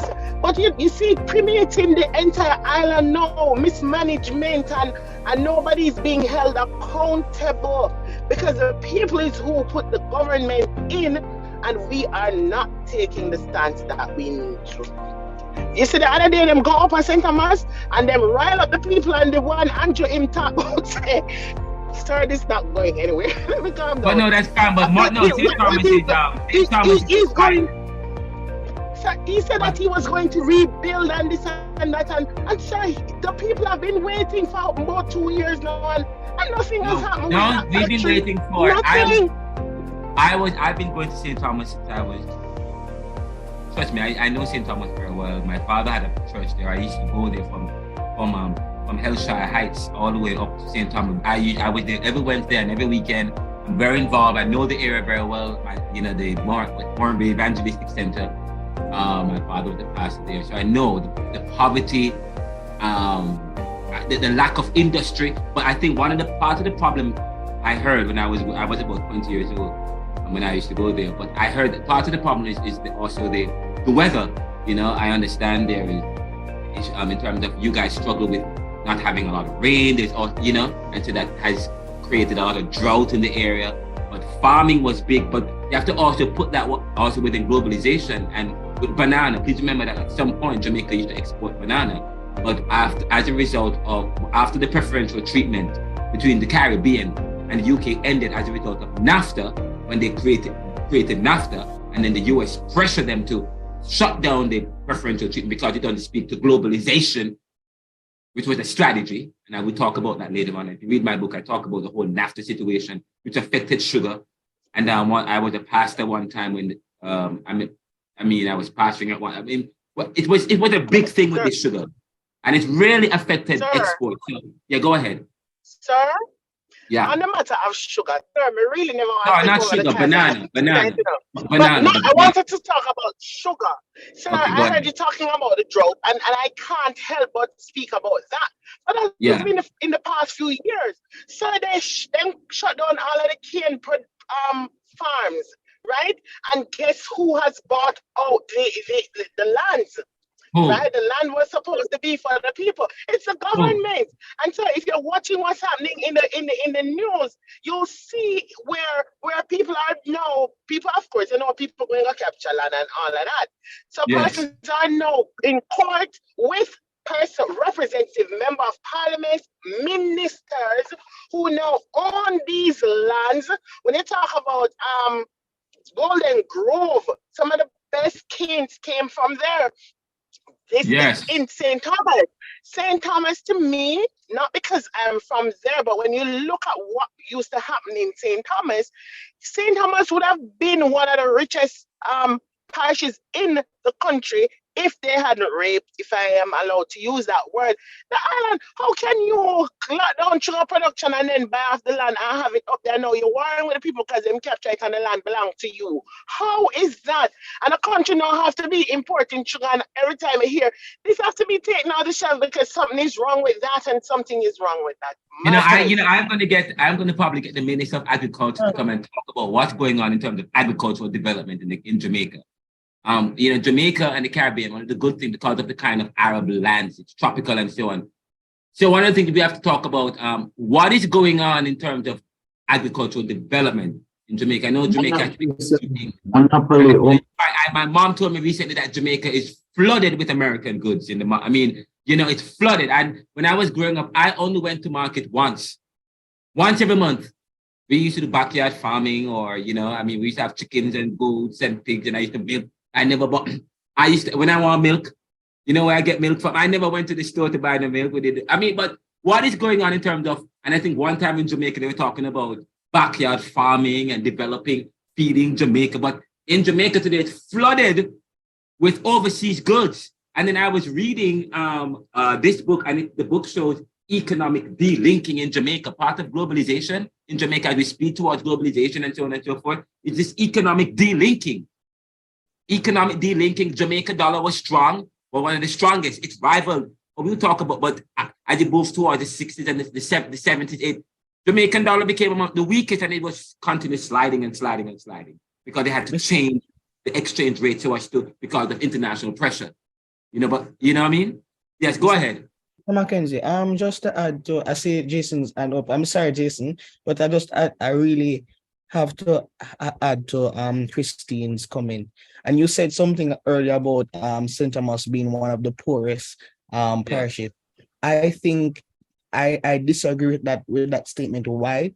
Because one of the things that we have to take in consideration is that the development of St. Thomas is as a result of the country not pouring enough into St. Thomas. What has been happening is that our resources are being overmined, our resources are being overused, and as a result, we come off as the underdog or the underdog parish. Remember, sir, when you look in the country, the resources, let's take for instance the Marley that we have.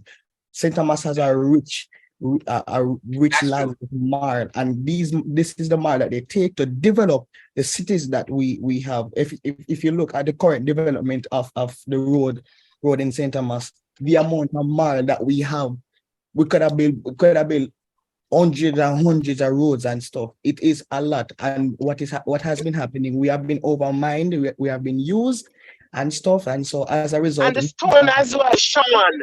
Yes, the stone. The stone and stuff. I understand that. So you said, okay, great. So you said you've been overmined, but Yes. that's the people are taking advantage of. Right, sir. But when it comes on to the whole richness of St. Thomas, we have some of the best farms and the best resources. And because a lot of times what would happen is that the farms, I've seen farms nowadays because of the all right. Let me. But just so you know, by the way, and I understand what you're saying. Who is that? Roshan. Who is that speaking? Roshan. And I understand what you mean, Roshan.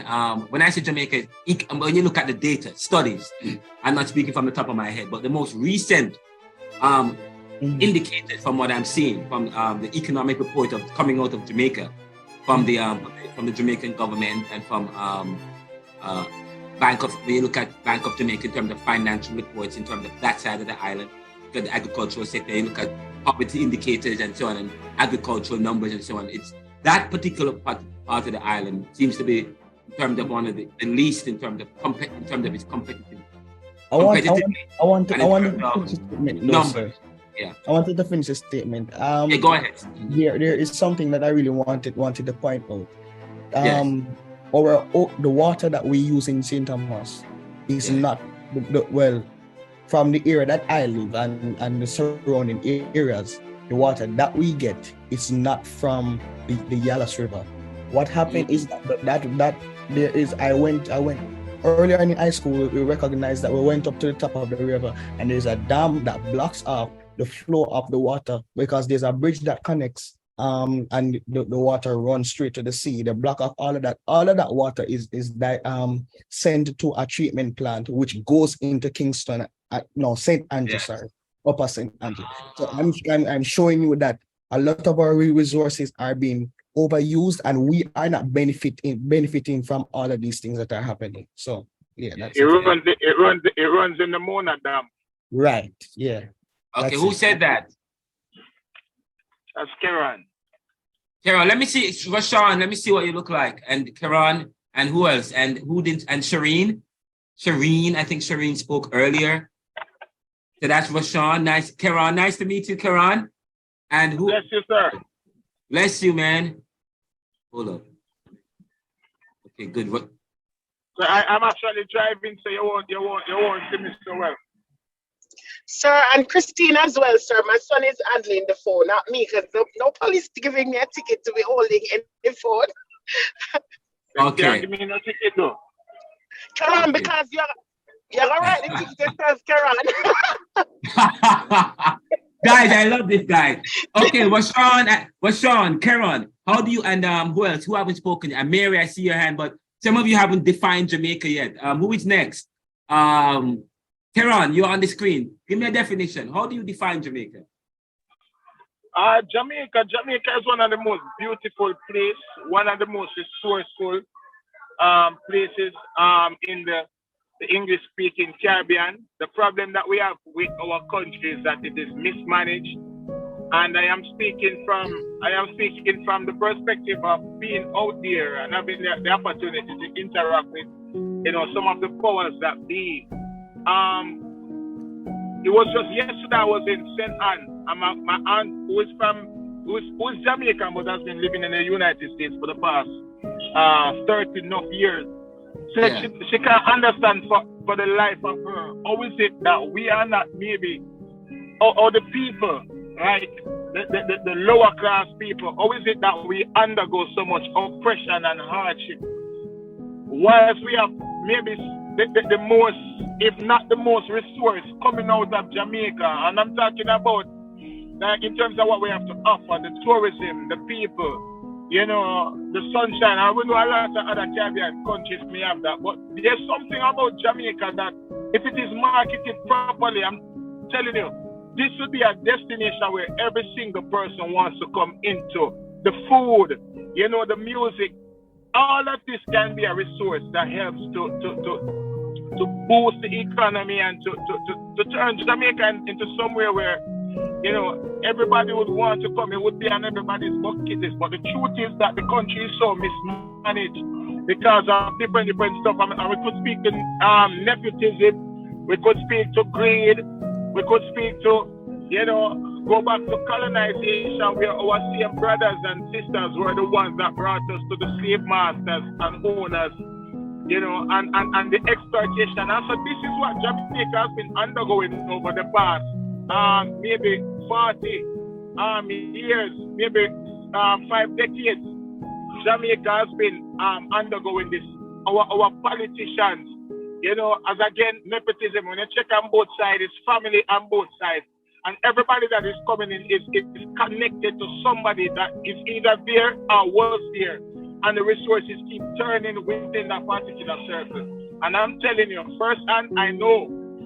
I could tell you about the Prime Minister right now. I could tell you about the Commissioner of Police. I could tell you about, you know, the people that they put in place in certain strategic areas to keep certain people oppressed and certain people always overflowing monies, the business folks. I mean, I wouldn't trade Jamaica for anywhere.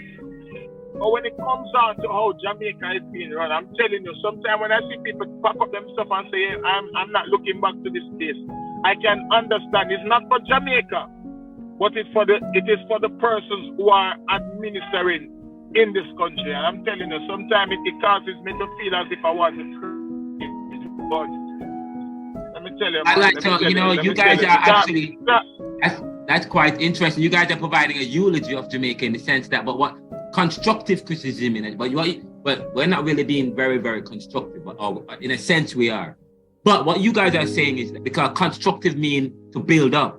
So it's when you are being constructive, you are finding fault with the issue, but then you're also providing solutions. That's the difference between just criticizing and constructive criticism. So constructive criticism provides solutions to the problem. It builds on. And that's the difference. But you guys are saying that part of Jamaica, you guys are defining Jamaica as a country with what I'm hearing so far, a lot of opportunities, a lot of resources in Jamaica, a lot of culture, so on and so forth, and beauty and so on. But part of Jamaica's problem, based on what I'm hearing from Karan and so on, is this mismanagement. I mean, Jamaica has a lot of influence, and of course, stemming from what Hanif had said, is that we have been blessed. We have a lot of resources, but there's not, when you look at the returns, it's not there. But then Karen now picks it up and says, mismanagement, nepotism, or what we call connectionism, okay? Connectionism, which is capitalism. And what we did was to inherit that kind of capitalism. So, you know, so we are now independent. And what we did was we ceremonially got our independence. In other words, it was gifted to us on the paper as if all men aren't free, as if all nations aren't free. Why we have to get on the paper? Anyway, that's for another argument. Anyways, so Jamaicans themselves have caused the demise of Jamaica because of mismanagement. Now, I was reading some of the chats. Some people said, we are to be blamed. Okay, and I said that in an article in a previous class. Some Jamaicans say, we are to be blamed. Jamaicans are to be blamed. And then you say, okay, we enslave our Black brothers and sisters, you know, and so on and so forth. It's some nepotism and so on and so forth. So that's great. Thank you so much. That's powerful. Powerful, Karen. All you guys are giving some great answers. I can only spend 2 more minutes on this. We take a 5 minute break and then we come back because we have to finish at 9. Give me till 9:15, please. Okay, go ahead. But thank you, Karen. Mary, I see you. And then Jason.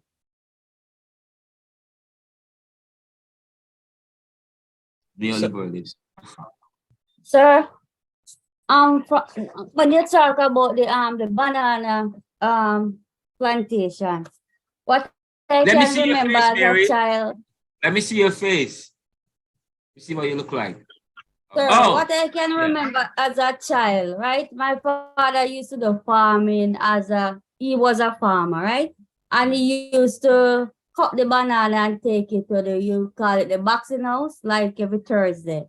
So you would call him a small farmer.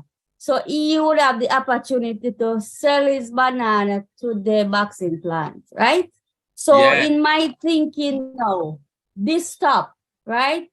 So when the small man could get some money in his pocket from his farming, the banana just stop. They stop exporting banana. So what does the small man do? So it would be, in my thinking, it would be, you could say the richer will be richer and the poorer will be poorer. And we in a system where they call it capitalism.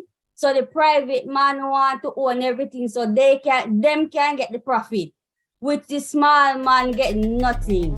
So when they stop the banana exportation, then the small man feel it because him can't go selling banana again to get anything. So who benefits? Yes. So in my thinking, this is a way, what you say, the capitalism, the private man want everything. And if him can't get everything, then the small man get nothing. This is my view and my thinking. Wow, this is quite so interesting. If you notice, most of the things in Jamaica, as in farming, where the small man can get $1 in his pocket, they try to stop it. Yes. You know, so the struggle still go on. You said they try to stop it. So the richer will be richer and the poorer will be poorer. You said they try to stop it. Who is they? Well, you know, most of the things, well, if it's not the government control, you have private.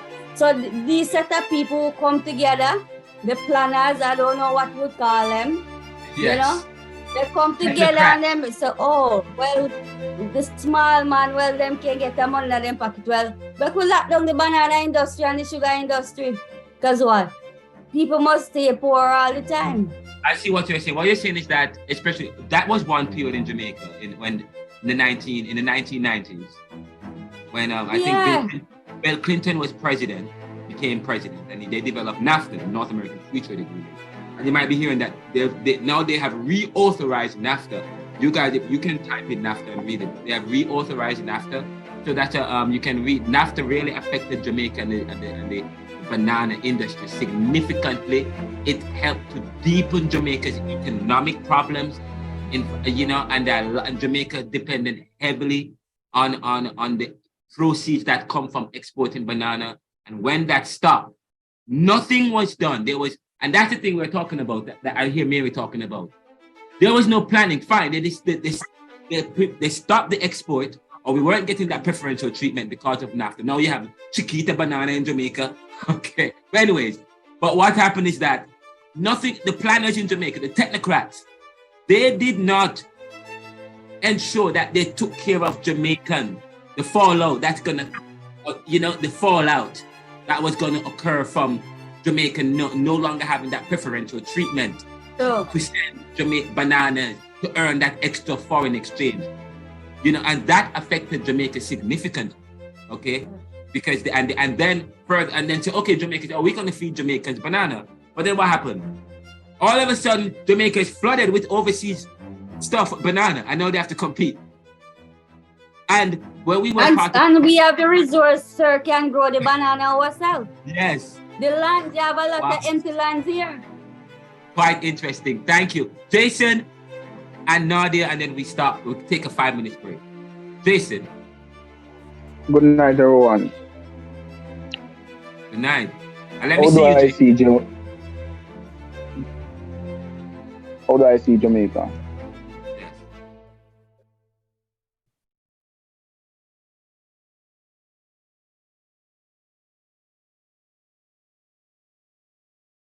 Are you talking? His mic is muted. Oh, yes. Sir. You were saying, you were talking about nobody was hearing you. We can hear you now. Sorry about that. No, I'm saying that defining Jamaica from a lower class point of view, first this could conclude that the lower class fight amongst each other to survive because the upper class would have instilled some form of what's that word? Laws. So the lower class will always be at the lower point. The middle class they barely get the chance to see the beauty of Jamaica, but they still fight with the lower class to stay alive, paid by the upper class. The upper class, the resource that they will take from the lower and middle class somewhat, they will enjoy it among the world. So they will get the chance to see the beauty of Jamaica, because at one point, I've been in the lower class. I didn't know about Kingston. I didn't know about public transportation. At one point in time, I went to school barefoot. And in the middle class, I could be able to buy a shoes or two. Being at the local at the upper class at that time, I could pick, choose, and refuse the shoes that I want to wear and all of that. So different point of view based on classes, you could define Jamaica. Oh, wow. Jason, that was ethnographic. That's what you call ethnography. Ethnographic. You're talking about your perspective of Jamaica, but using your own experiences and the experiences of the people within your particular sphere of influence or your social group or whatever. That's ethnographic. And then you're also saying, that the understanding of Jamaica is anthropological and ethnographic, in the sense that depending on your experience, depending on your class, and then so the next question is, Jamaica have class? So therefore, to provide the understanding of Jamaica for you then is an ethnographic or an anthropological one that also speaks to, not in terms of the racial makeup of Jamaica, but looking at terms of the dynamics of the population, the class, looking at Jamaica, so not necessarily racial, but you're saying Jamaica, and then you go to another Caribbean island like Trinidad. And if you read the book, Norman Gervin talks about Trinidad and Tobago and the makeup of the population there and some of the other islands. So you guys, we may not touch it, but that's why I asked you to read, so that when you read, we can talk. If you read Interpreting the Caribbean in the Caribbean Thought Reader, and the Caribbean Thought Reader is powerful, because and by the way, am I showing my screen? Later on, we come back after the break, I'll show you something. If you click on that and it takes you to the Caribbean Reader, it gives you the topics, the subjects that they touch on, and who wrote it. It's a journal, so to speak. It's a journal, much like what I want you guys to do. You guys come up with a journal, and each of you contribute. So what they did, if you look at it, they talk about the different Caribbean islands and the experience of Caribbean. But what Jason did was amazing. He looked at it, he says, depending on what class you are in, will also affect your perspective. My perspective, and so I say, and that's powerful, because that's what I'm driving at too. As a post-colonial man who come out of colonization, the way how we view the world is, as a post-colonial thinker, okay, will be affected by the experience of colonization, and will be affected by the history, okay? And I say to you, Jason did a powerful job talking about the class and what he had to go through. And he talked about this transfer of wealth. Talk about transfer of wealth between races, but Jamaica, which is not necessarily racial, but they're still, it's divided among class lines. You say, okay, what is Jamaica in terms of Jamaica is divided among class, and now you're coming with a working definition of Jamaica, which involves class. And if you study people like Trotsky, if you study people like Martin Oppenheimer, if you study people like Karl Marx, of course, they all talk about this classism and so on. If you study these people, they talk about classism and one class fighting another class, class fight against each other. And, even the whole thing of race, how race fight against other race, and whoever wins the day, and then we talk about the black position. It's as if black people lost the race against time in history. And what their experience, the continued experience of the black position speaks to a historical situation where they lost the race of time. If you are thinking about a human race in terms of a race that we run, and if the world is divided in terms of race, And if our mind is conditioned to think in terms of capitalistic ways, to think of race, then the human race then becomes an issue of race, and the issue of race becomes a competitive issue, and the issue of race suggests winners and losers, and the people who win enjoy the wins, the people who lose enjoy the losses. The people who lose are the poorer class, the working class, the people who are the most vulnerable in society today, or the global south. They lost the war or the competition in globalization. But guess what? They didn't know that they were in a competition. They thought, oh, we were supposed to plug into globalization and everything was going to be fine in the 1970s, 80s. You know, globalization was supposed to be the sine qua non, the ideal of globalization. Country we're going to experience good, but experience. Caribbean was beautiful. The Caribbean was doing well. Jamaica was considered the pearl of the Caribbean. We found bauxite in 1952. But then Michael Manley come along and said, no, Jamaica is not well. The poor people were suffering. Only the brown people could occupy certain position in Jamaica. You know, the browner you are, then you get the best jobs.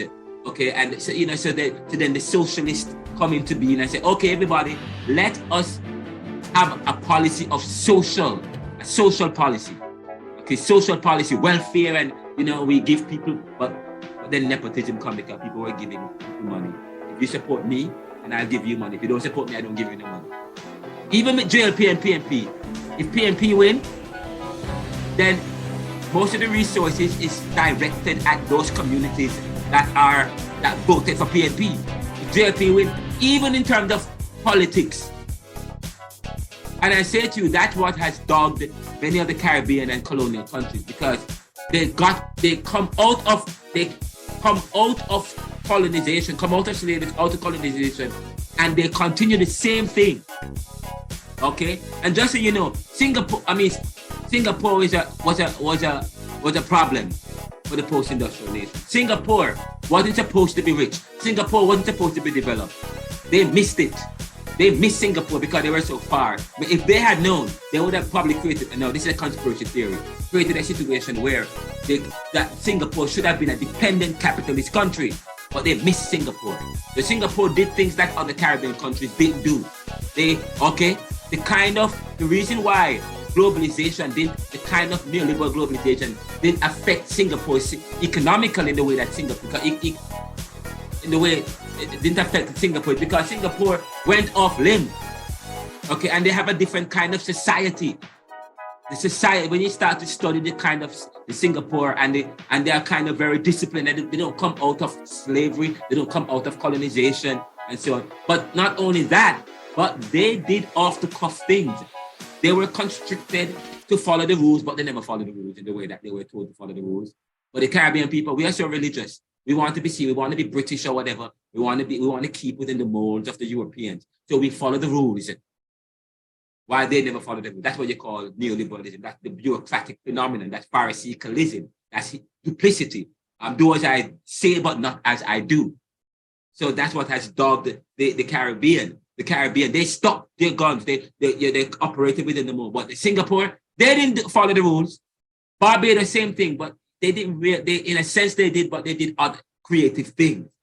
Caribbean people, Trinidad and Guyana, and some of these other countries. If you watch the movie the documentary film Life and Death, one of the respondents, the commentator said Jamaica, the leaders were weak, need, and lack vision. They stuck to, or it could be that the benefits that they were going to get, they made negotiations with the technocrats of the Washington Consensus, the people from, and what so they make deals and arrangements and sign up, okay, and then the next thing you know, they are in Paris, they're in Miami having fun, and they're buying the big I remember one time in Jamaica, all these government officials, they be driving all these SUVs. I'm like, we are Jamaica. You know, the government, they're driving in these big expensive, they get all this money and they're using it to buy big cars and big offices. That's where the money go. And big, and I'm like, that is not where the money should be going. But we'll talk more about that. That is quite powerful. It's quite powerful. We have much more to say about this. Much more to say about it. Yes, Nadia or Erica. Oh, Miss Campbell is here. Miss Campbell, powerful class today, man. Powerful. You were going to say something? No, I was just saying some hands are off. Yeah. Yeah. Oh, Nadia, your hand is up, and Jason. So Nadia, go ahead. Good night, everyone. Good night, sir. Hi. What do you say? Welcome. Oh, you. This is your first time I'm meeting you. Yes, Welcome sir. to the Yes, sir. class. Always on the road. Yes, man. Okay. Welcome. How are you? I'm doing fine. I'm doing fine. Thank you. You have said a lot of what I had wanted to say, but I'm going to, go ahead nonetheless. Yeah, man. Go ahead. Based on the discussion since night, what it has led me to, to think about is the fact that what colonialism has done to the country or to the Caribbean people, Jamaica especially, is that it has imprinted on our minds the need for classism to still exist as a way of survival. It's as if because and I say we loosely meaning our ancestors coming down, because we have been cultured, quote unquote, to think that it's important for you to have a step down in terms of people and how the hierarchy operates. We have been forced into this mindset, whether it be subconsciously, of being afraid of necessarily stepping outside of the box and stepping into quote unquote success, because a lot of my classmates have spoken about the fact that Jamaica has a lot of resources and it's being mismanaged. So it just comes to me that all of that fear of properly putting together plans and sitting down to think about it as a nation, we haven't done that because we're still at the point of, in terms of slavery, when working on the plantations, for instance, yes, you worked and yes, you got, food or whatever it is that they would have used for pay, then it's still left in our mind the need for us to settle with the little that we have and to be quote unquote happy, be grateful that you're being given this and not necessarily as a country seeing the opportunities that are there outside being controlled. And so we have the classism system where those who are in power still think of themselves as the better set of persons. And so what they do is just to ensure that that same slavery mentality is continued throughout generations. And then these generations now that are being subjected to sitting down and taking what is given, we are then imprinting on our children the importance of being strict adherence to the rules as they were because of the consequences that may come from breaking the rules. And you see it's even in terms of our road traffic laws and such. The drivers on the road, our taximen and bus drivers, they behave in a certain manner when it is that they think that they're not being seen. And you hear somebody shout from up the road, police, and you see persons fall into the line. And all of this just comes from the fact that we have, as a people, lost our identity.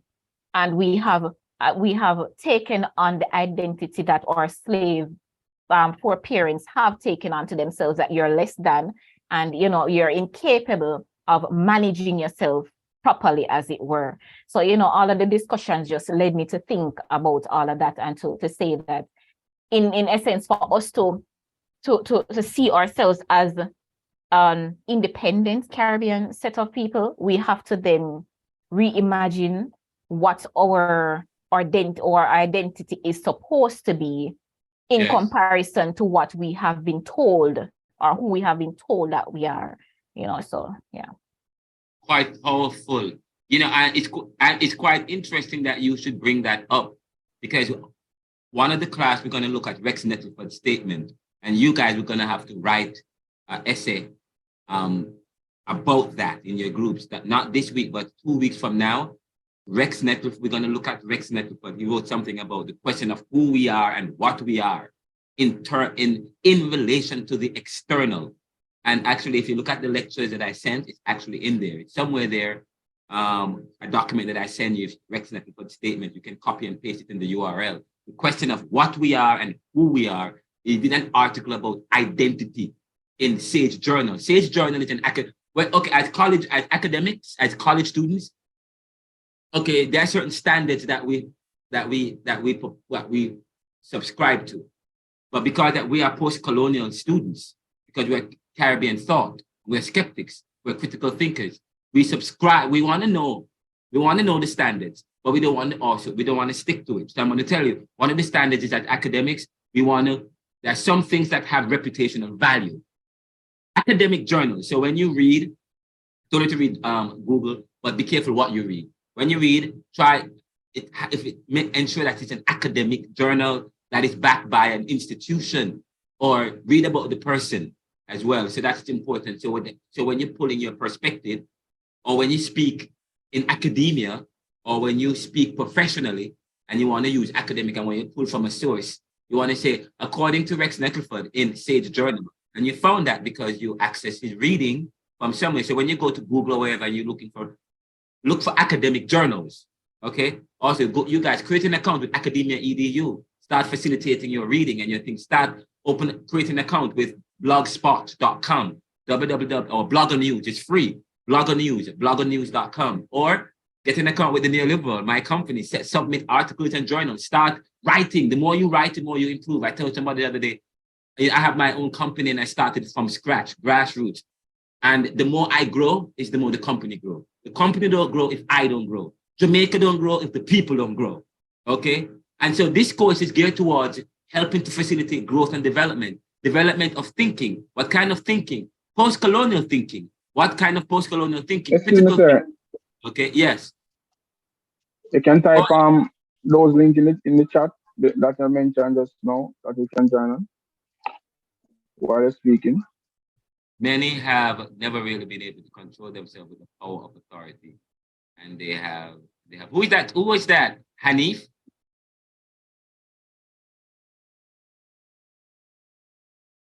Who is that? What were you saying just now? You want me to look at the okay, and I wasn't sure, but Sorry, so I was off for a while. Oh, okay, Danielle, welcome. Where are you, Danielle? But what was I saying just now? I completely forgot. I don't know what I was making a point. I don't remember where I was going and what point I was making, but I guess. Speaking of writing, the more you're right, the companies. There we go. I do think about, we say that this class is about doing a SWOT analysis. Very important that you remember the first class. That's why I said to you, we're laying the foundation. You like this class, but your expectations of the previous class didn't meet because of but this is how I teach, because we're going somewhere. Follow the process, follow the journey. It's a process. Follow the journey. We're going somewhere. And I say every question I ask and everything I do is strategy, it's strategic. It's something, there's a reason behind everything I do. Very important. Even the book that I wrote, okay, if you look at it, the reason how I wrote it, the Jamaican, if you look at the book, I don't have a copy of it now, but if you look at the book, the Jamaican flag, you won't see that much. The book that I wrote, book signing, but the Jamaican flag, cover of the book that I wrote, the Jamaican flag at the top, and at the bottom, the Jamaican is a copy of Jamaican flag. And what's happening, you see, it's kind of tear off a bit, and the US is eating, or the post-industrial, and even the relationship between Jamaica, the dominant and the not so dominant, and they're eating away. And the book speaks about this, so graphically. So I said, you grow, so the more you grow, so I said to you, we have to do creative stuff as Jamaica. So we're doing a SWOT analysis.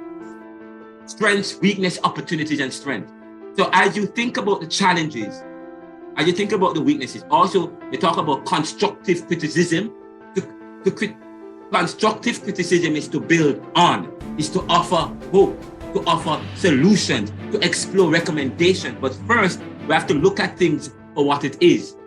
And we have to be critical about it. And we are post-colonial thinkers, so we have to look at it. So as I said to you, you want to keep the standards. You want to also, I said, talk about Frantz Fanon said, the Negro is not, full stop, any more than the white man. He does not follow the standards of English.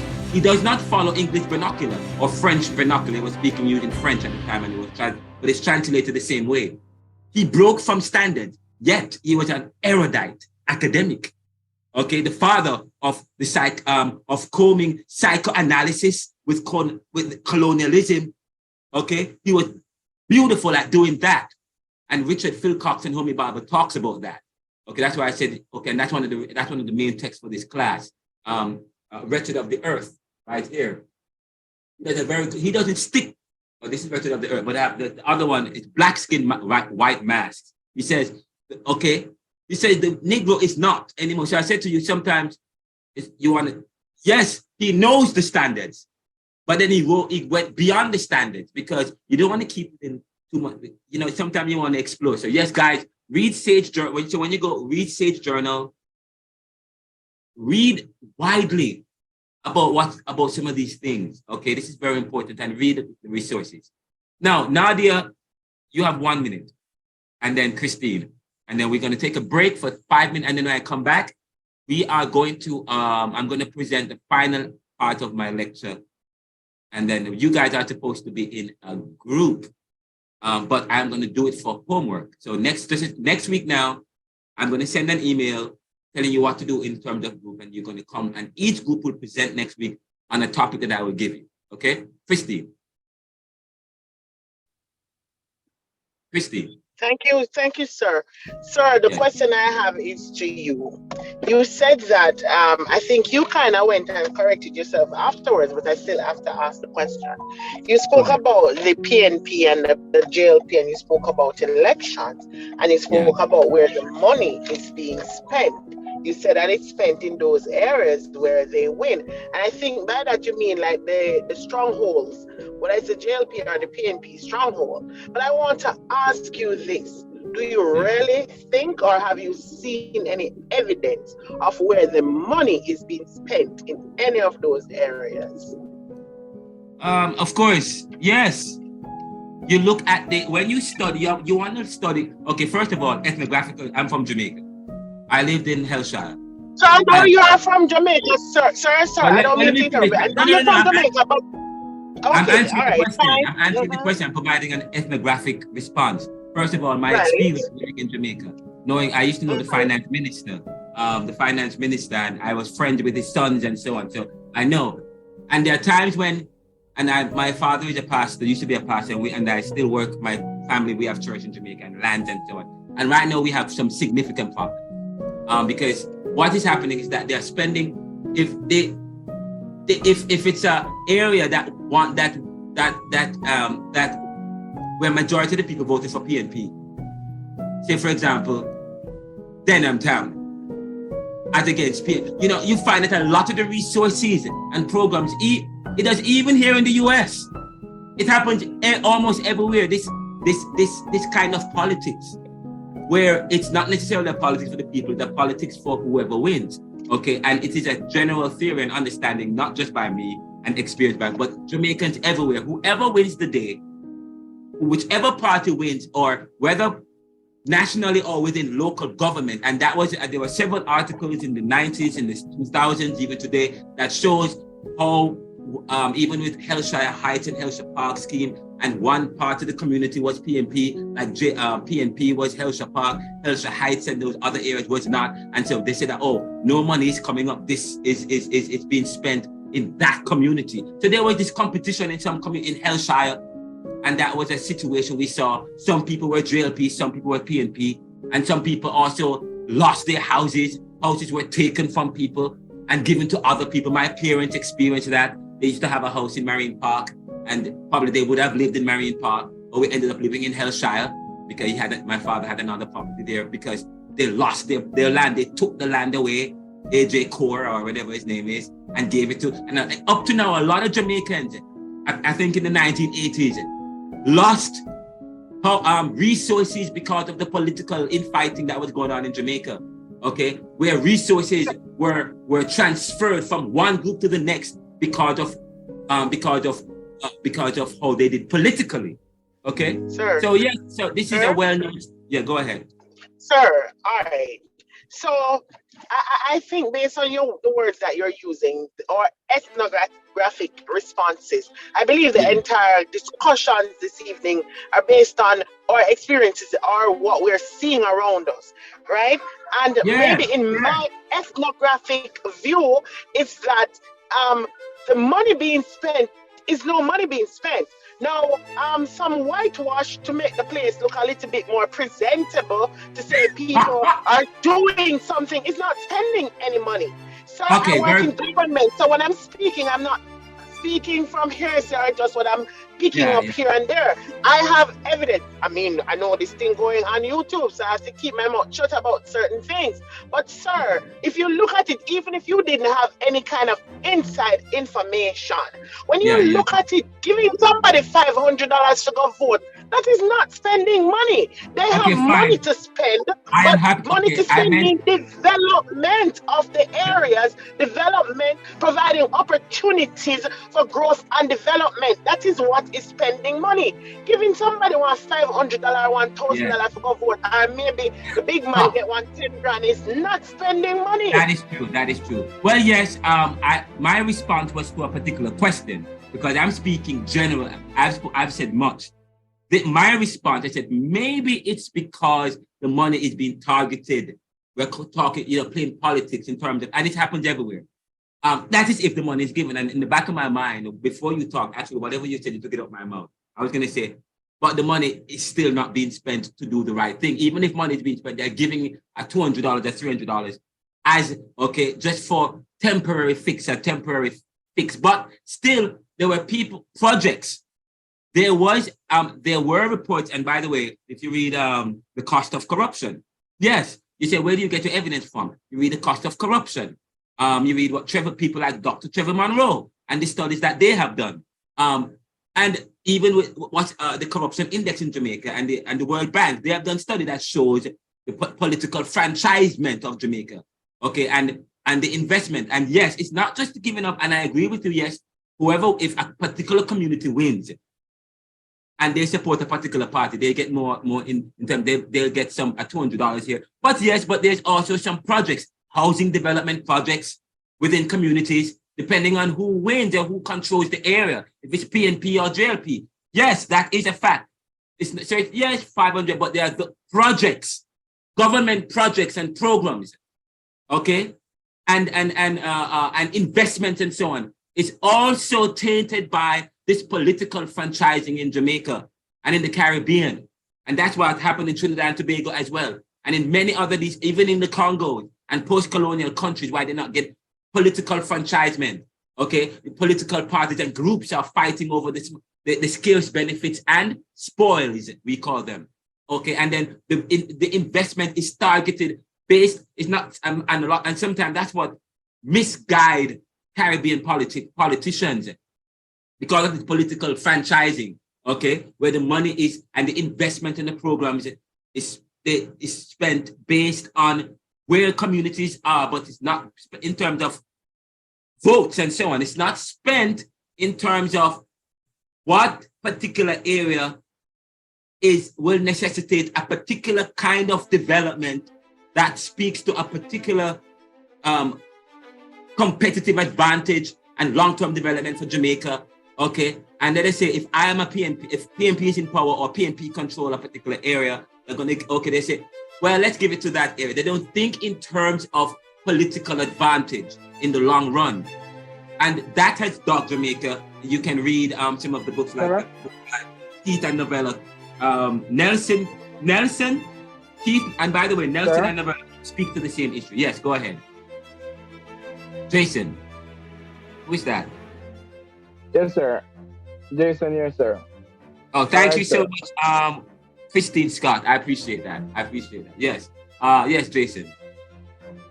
Where financial is concerned with the country, I believe too many subcontract is happening.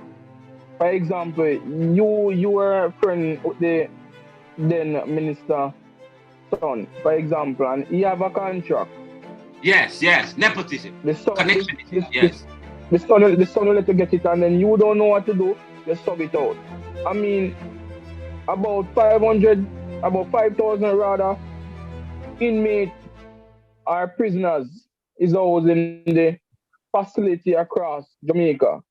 And if the government utilize them, because the mere fact that the judge send them to prison for hard labor, I believe if the government put measures in place and utilize them to help develop the country will be a better place. Instead, hardworking taxpayer money is squandering by the prisoners and they have done something wrong. They are minister society.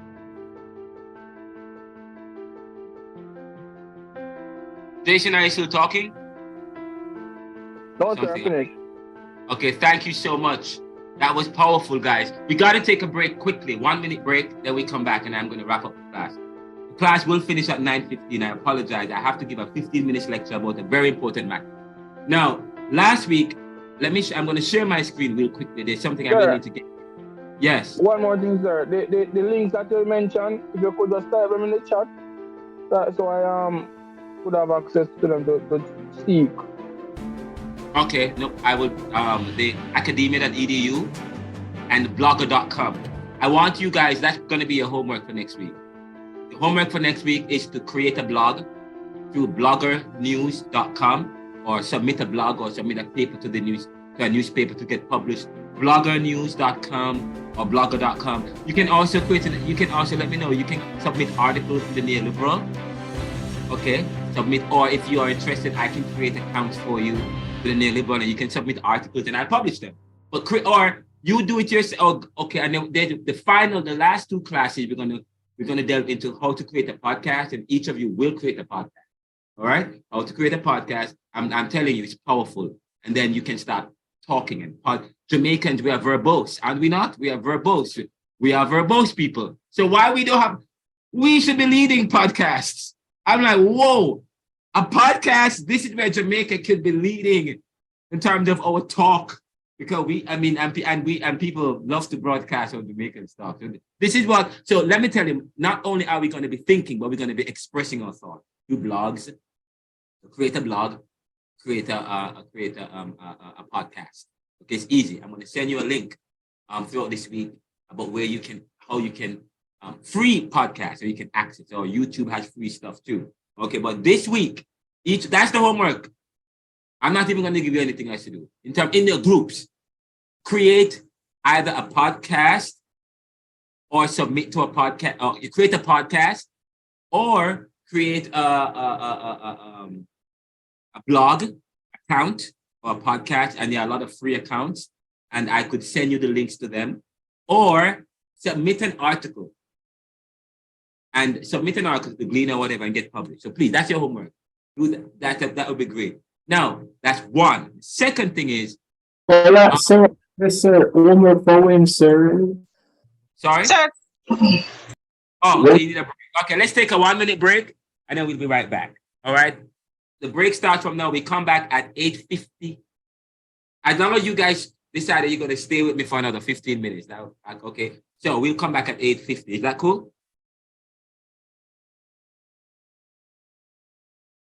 That's cool? Yes, sir. All right, great. So we're taking a break just for until 8:50. We'll be right back.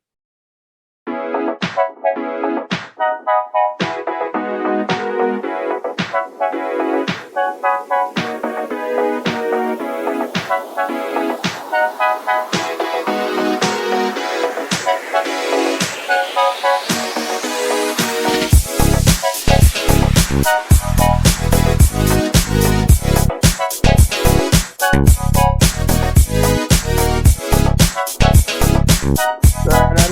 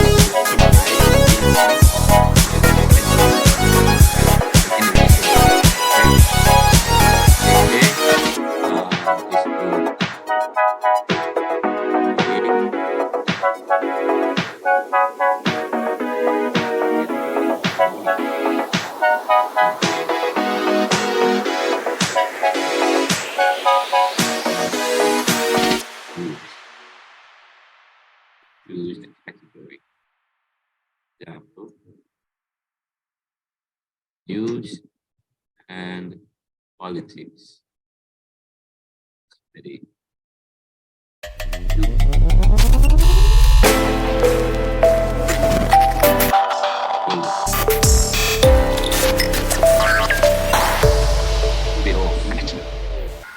Caribbean fashion, whatever. Could be about sports, whatever. Okay. So create a blog or a podcast. Or you guys have to do that. And submit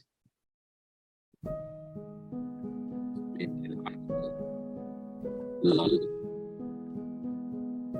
or podcast for publication. The Neoliberal or any media.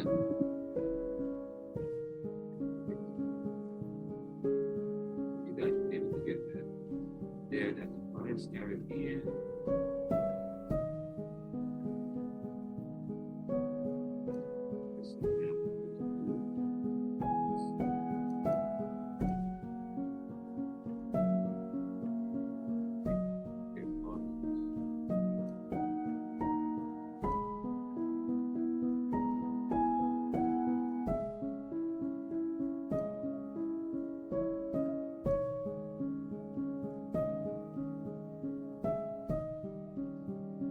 Then when you check out my website, I have a lot of staples. So if you go to this website, it's a lot. And subscribe to it. Okay. Also subscribe to the Neoliberal podcast.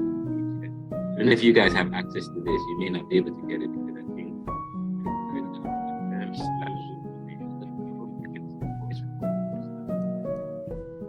the other part. Now, I kept saying I'm going to send you. Oh, wait, that's not. Why didn't it come up doing this?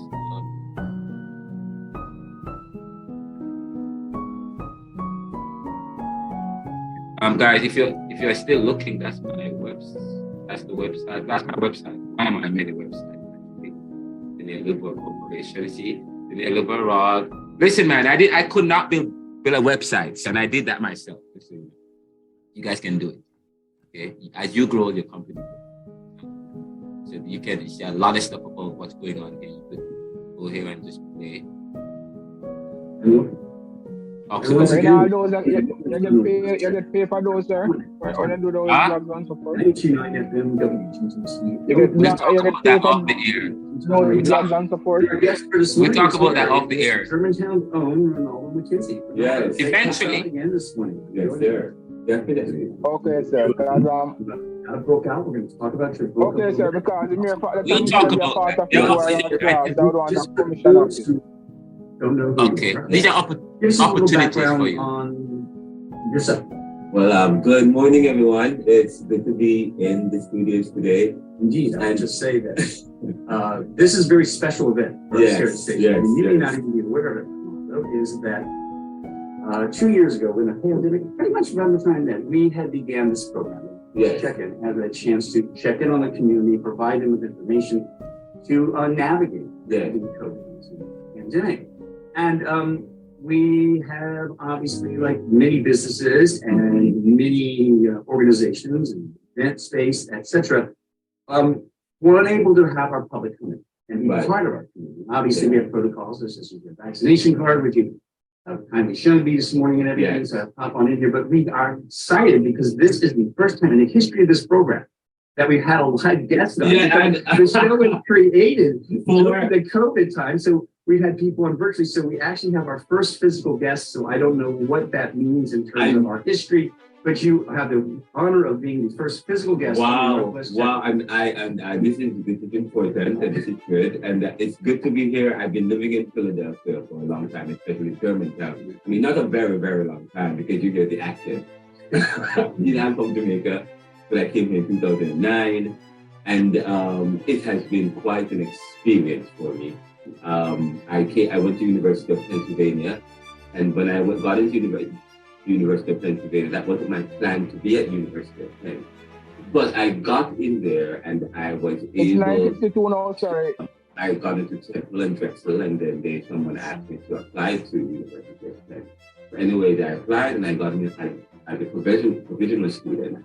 And I think I was telling you this story some time ago. But I came from Jamaica. I already had gone to university. I was a pastor. I also worked as this national director. But when I came here, I brought all the skills and talent with me. And I wanted to go to the next level. And University of Penn really grounded me. And I did a research, and I was able to publish a book that looks at poverty, looks at inequality. And I think it was the book Life and Death, not the book, the Netflix film Life and Death by Jamaica Kincaid and Stephanie Black, which really given me this kind of interest in studying things that affects the human, because we are about promoting positive human opportunities for the human being and competitiveness and fairness. So I decided that we study that because I'm from Jamaica, what are the effects of globalization? Right. What creates that the dynamics in the world that causes brain drain, that causes that kind of global south, global north dynamic. When we talk about global south, we talk about the developing countries. We no longer use global south, and we no longer use third world.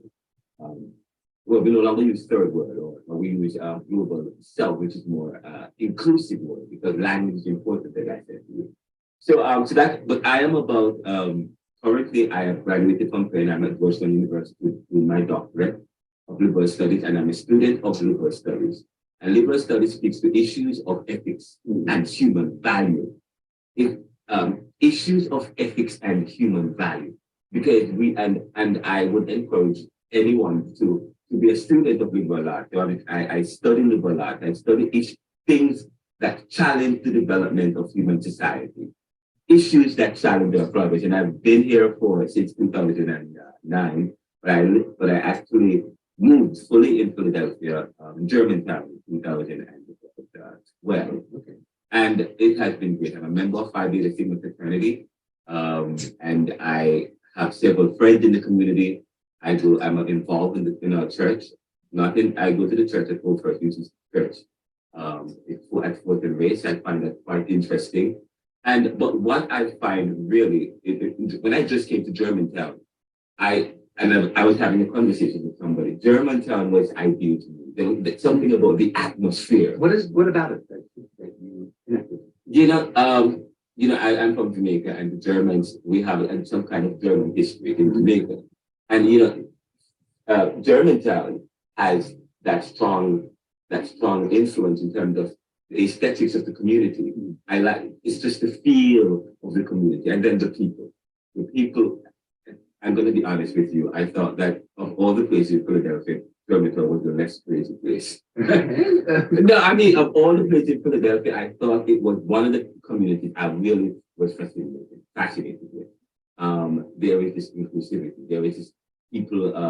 There is this diversity, and there's always something happening in the community. I believe when I came here, there's something that, and not only that, it's close to the suburb. It has this suburban feel. There's this openness. There's this space that you have, and so that's what I like about the air. And it's next to Lincoln. Maybe that's where some of the pond or the lake or whatever. That's where it's coming from. But the air, and it's hilly. And I'm from Jamaica, which is very mountainous and hilly, and I like that. It's not flat. So there's the atmosphere and the feel of it and the history. When I drive through Germantown, I feel like I'm in Trelawney. There's a place in Jamaica called Trelawney. So I feel like if I am in Trelawney, because it's the way in which buildings are constructed, it gives that same kind of feel. Yes, and another thing, and the next thing is the people are inviting. The people are inviting, easy to talk to, and I decided that this is where I want to settle in Germantown. Well, we're glad to have you in the community. And more importantly, you stopped in here this morning to spend some time with us here and check in. The name of the program, of course, is the Northwest Check-in. We invite the citizens of our community. Yes. Interesting going on culturally, civically, community-minded to check in and be part of the program. And we're just kind of touch on your book here. It's called Neoliberalism, Globalization, Income Inequality, Poverty, and Resistance. Just what you kind of alluded to what inspired it, and that was kind of growing up in Jamaica and combining. But it's not just about within Jamaica. It's more broad. Yes. Book, right? The book, and the book was reviewed by Kirkwood's Review and Online Book Club and several others. And I think some of the book reviewers would see, for example, Kirkwood's Review said that it's an erudite analysis. It's an erudite analysis of Jamaica's economic history. But I wouldn't. But it's not just about Jamaican economic history. It's look at the dynamics of human society. And sort of using Jamaica as a case study. Yeah. Just for those listeners who may be unfamiliar, can you kind of give us a brief history of Jamaica and why this is a good case study? It's a good case study because, say for example, Jamaica, and just so you know, Prince William and Princess Kate Barrett, they were in Jamaica recently, and there was this huge, some Jamaicans are for the monarchy. Jamaica is still, England is still a head of state. Sweden and Jamaica is still a head of state, but Jamaica was a colony of Britain. But before so, the Spanish, Christopher Columbus discovered Jamaica in 1493, and we were a colony of Jamaica. And after that, the English took Jamaica from the Spanish, and they started slavery, or the slave trade, and sugar plantation. They started to move to Jamaica was part of the whole slave trade, where some slaves came from Africa, and of course, and the slaves stopped in Africa. They provided spices and so on to the slave trade. So they were part of that. But of course, after slavery was abolished in 1833 in Jamaica, the emancipation of slavery was in 1833. The abolishment of slavery was in 1866. This was 30 years after the abolishment. What happened was that many of the slaves left the plantation, so there was indentured servitude or indentured laborers, people from China and India. So you saw that so Jamaica is mixed up of Chinese, Indians, and cross-pollination. And so what happened is that Jamaica over time has since moved towards independence in 1962 in a way to develop and to carve their own history. But what has happened is that Jamaica has had to liberalize its economies. They have to, at one moment, when Jamaica got independence in 1962, they used the British dollars, they used, sterling pound, and it went from the sterling pound to the Jamaican dollars, and they had to liberalize the economy. So they had to remove tariffs, deunionize, open up their economy so as to create penetration, because as they became independent, at the same time the world was speeding towards globalization. You know what was going on in the world. So many of these states, Jamaica, Barbados, Trinidad, and many of the former Caribbean countries. Yes. The countries that were once. This is Mr. Hunt speaking, sir. Unfortunately, I have to leave, sir, because time is against me. I have another interview at this time, sir. So I think I'm going to take it. That's great. Follow up with your group. And this will be made available probably by tomorrow or the day after tomorrow, depending on how much time I have. And I will also submit a summary of this. So this is available. You can go on the website and listen to it. It's 26 minutes. It's really good. It's a good perspective for you to listen. I didn't put it up there to sell my book. It was an interview I was doing. I thought it might be great because it defines Caribbean. It talks about some of the realities of the 60s and the 70s and so on and so forth. Neoliberal globalization. This is really good. I wanted to, you might have seen, I told you last week to read, where is that thing that I had just now? Can I find it? I have so many things up. But I wanted you guys to, I have a definition of the Caribbean. Where is it? I just had it.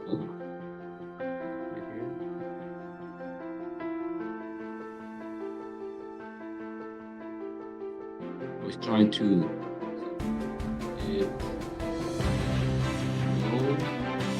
that's ResearchGate. You guys can go on ResearchGate. Fine. I was trying to find this.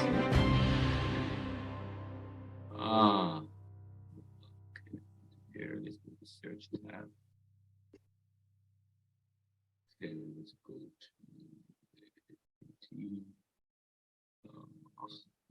here, the Caribbean thought leader. There we go. So I told you to read Norman Gurman's chapter, Reinterpreting the Caribbean. And it's from the book, New Caribbean Reader. And by the way, if you go to Caribbean Thought lecture, let's bring this side. Let me see how you access that. Let's bring this all into here. If you go to Caribbean Thought Reader, and then that's the assignments, meet in your group. Go to Caribbean Thought Reader, and then you can access it now. Sorry, so this production for next week. What's the I'm trying to find. This is the document I sent you guys. I need to send you a new one because I've updated it significantly. So I need to send you this document. But I'm trying to find. Oh, it's in the assignments. It's in the assignments. Go back down to the assignment section. We go down to the assignment section, which is in the end notes. End notes. And next week, this document will be updated with a new end note, a new assignment. So, okay, you see, go to assignments for this critical thinking, power privilege. Oh, I need to do that. Identify an issue in the news and provide an academic reply using academic jargon and language or prose, situated within understanding of critical thinking and skepticism. We didn't really get into that. Read chapter 1 on Norman Gurman. Now, this is how you do it. You see what I did? I did this. Okay, you just click on it and go to open hyperlink, and it takes you straight. Look, you see that? Easy. You see how I got there? So that you can get to the stuff. If I send you a thing with that, which is highlighted in blue or whatever, it's easy to access. It takes you straight to the, you see how it takes me straight to here? It will take you straight to here, the links. So just go over it, click on, go down to open in hyperlink, and it takes you straight to here. So, all right. And it's a New Caribbean Thought Reader. This is going to be one of our main reading material, edited by Brian Meeks and Folk Lindo. This is a Caribbean book written in the Caribbean. I think mostly University of West Indies, a lot of University of West Indies people. I want the Jamaica Theological Seminary to develop manuals and journals like this. That's my goal. Okay, so not just from the University of West Indies, but from Jamaica, the Jamaica Theological Seminary is one of the oldest theological seminaries in Jamaica and the Caribbean. And we need to have a Caribbean thought reader. We need to contribute to academic thought. And that is why I have the goal I said, but we are not going to do it in the same way. We're going to contribute digitally. We're going to express our ideas and our thoughts. Since they already have print media, well, let's take digital media by storm. We're going to do an audio. We're going to have podcasts. We're going to have blogs. We're going to create academic journals and present it in audio platforms. We'll talk about that some more. Now, but one of the important things about this book was published in, when was it published? 2001, University of West Indies. And then you go down, this is the content. It's very important. When you look at the book, look at the content, what they deal with. The introduction, On the Bump of Revival, Brian Meeks. Part 1, Reinterpreting the Caribbean. Chapter 2, Negotiating Caribbean Identities. Chapter 3, Caribbean Dependency Theory of the 1970s. A historical, materialist, feminist revision. You hear me talking about relative deprivation, and relative deprivation comes from Marxist materialism. Okay, and here you talk about chapter 3, Caribbean Dependency Theory of the 1970s, a historical materialist feminist revision. So when I talk about the frame, so the perspective on Caribbean dependency here in chapter 3 by Cecilia Green comes from a materialist feminist approach. So that's why I say when you read something, you need to look at what approach are they taking. What approach, okay? What approach, what discipline, one, and what principle are they using? They are using a materialist feminist approach, which comes within Marxist or postmodern thinking, okay? And then you go to democratic socialism in the Anglophone Caribbean, then it's a rethinking democracy, and then that part 2, and so on and so forth. So it's really, this book does, so you can, this is like going to be one of the Bibles, in addition to my book and Wretched of the Earth and other materials. But I like the start of this book. It says, in the brilliant afternoon sun. This book starts in 1983. My book starts, the Caribbean thought thinking start way before that, but I like how they start this book. It says it says by saying, in the brilliant afternoon, Sunday of the 19th of October, 1983, on the highest parade ground of the old Fourth, recently renamed after his father, Maurice Bishop, Prime Minister of Revolutionary Grenada, was shot to death alongside some of his closest comrades. And by the way, somebody said something earlier, Roshan or Jason said, the Africans enslaved their black brothers. Just so you know, Africa is a continent. Before slavery, when they were just contemplating slavery, there was no race. Race is a human conception in the 1600s that was developed and was placed on the backwaters of academia. Nobody thought of the, and I've written about that, and that we can talk about later on if you want me to do a lecture about that. But race is a human. There was no idea about race before the 1600s or the late 1500s going to the 1600s. And when it was developed, it was a theory like Darwin's theory, and it was in the back pages. But when they developed, when they were about to develop, or when Europe was about to enslave Africa, they found this theory about race, and they say, oh, we can support this to justify slavery, enslaving a whole set of people. Okay, so now all of a sudden people start thinking in terms of racially, and I say to people, that's the doom of civilization. Okay, this racialized thinking is the doom of us. We need to move away from thinking racial. That's okay. Anyways, moving beyond that point. So, if you think, if based on the information I just provided, the correction of the correct thinking is Africans never thought in terms of race. If race is not a biological concept, it's a human construction which still exists today to support privilege in the world and to justify enslaving a whole set of people who they say were of the black race, and that the black race were savages, different from the white race. I say to you, somebody said earlier in the group, oh, black people enslaved their black brothers. No, they did not enslave their black brothers, okay? Because they never thought about black in that sense. They were very tribal, much as our Europeans, where you have French, and there was tension between the European countries. There was tension among the African tribes. And they never saw them, they never said, oh, my black brother. They never saw it like that. They were on an African continent, and each of those African continents had tribes, and those tribes were sovereign nations, so to speak. Or they didn't think in terms of nation, they were very tribal. They were tribal, okay? So that tribal thinking, so they were in tribes, and everybody, they had their own chiefs and their own system of governance, and they were all fighting for dominance.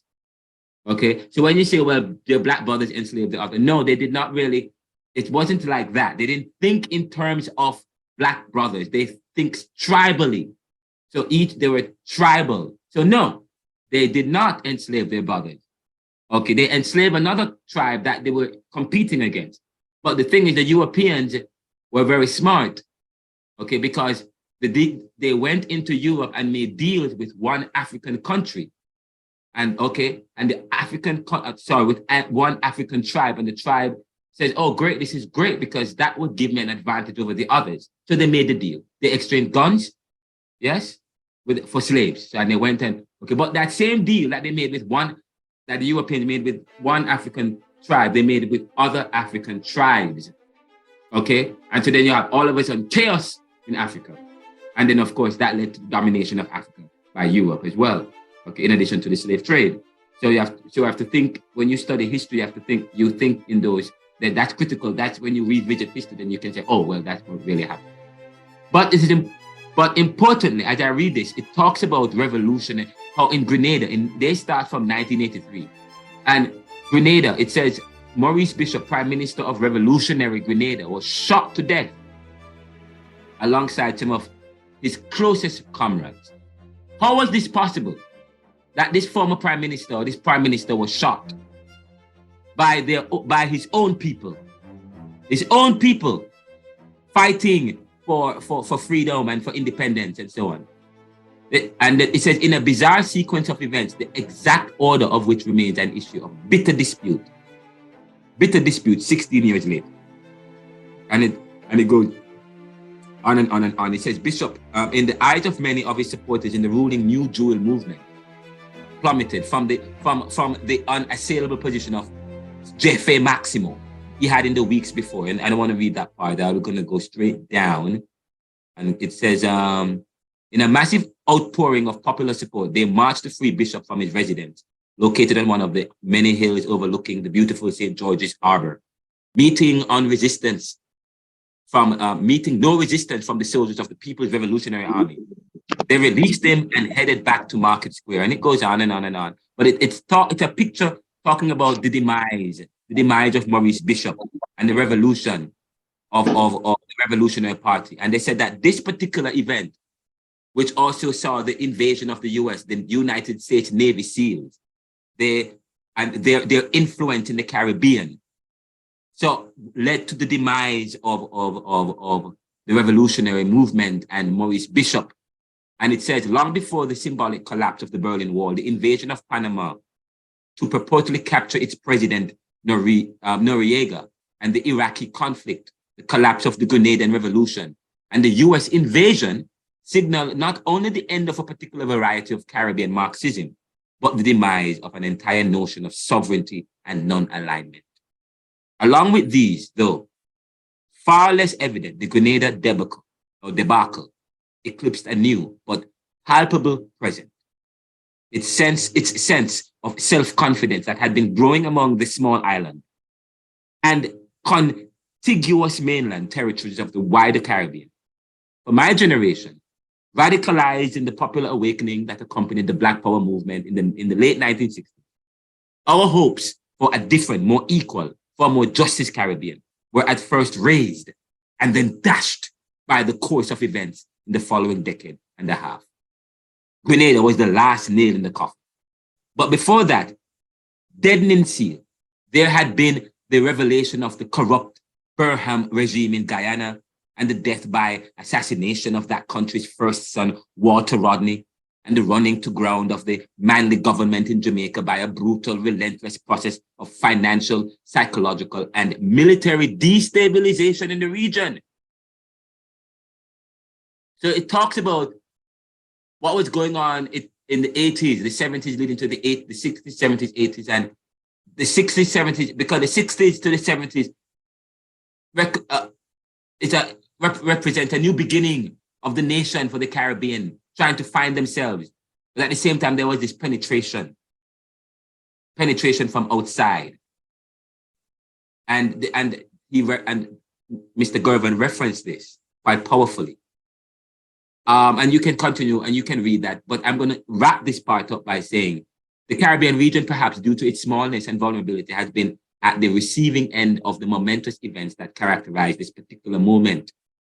Since the collapse of the Grenadian Revolution, political and economic development in the region have been variegated and contradictory. The very smallest territories in many instances follow a model of tourism and offshore banking and utilizing the seal of approval of a continuing colonial presence, have done remarkably well. The British Virgin Islands and the Cayman Islands, for instance, have today average levels of income and social development that are the envy of their larger independent neighbors, but they're still colonized by the external. When I'm gonna move, you guys can read that. That was just the introduction. It's powerful. But you go down to what you're supposed to read today, which is supposed to be, and I'm just going to start with the first part. It says, what constitutes the Caribbean? The answer is often a matter of perspective. So who was that talked about perspective today in the class? Who talked about perspective? Karen? No, it wasn't Karen. Somebody talked about perspective, about class. Somebody gave a powerful talk about the lower classes and being in the middle classes and so on. It said, what constitutes the Caribbean? What's that? Jason. Right. The answer is. I have to leave now, sir.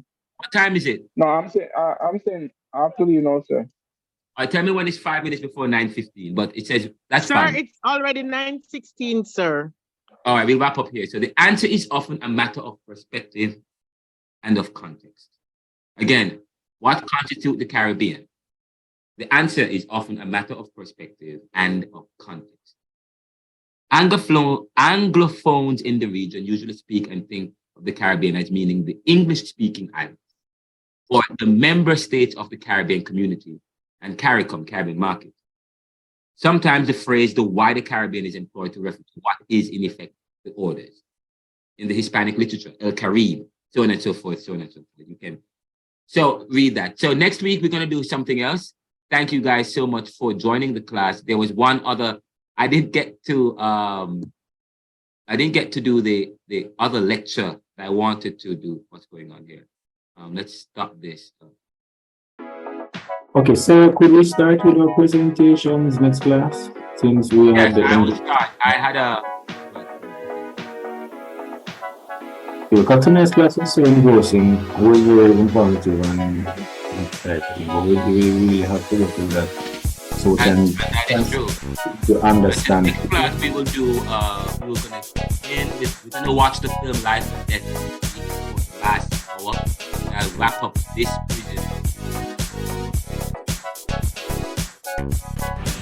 Are you guys seeing this? We will do this. We will do this. We will get in this for the question. We'll begin with this next time, okay?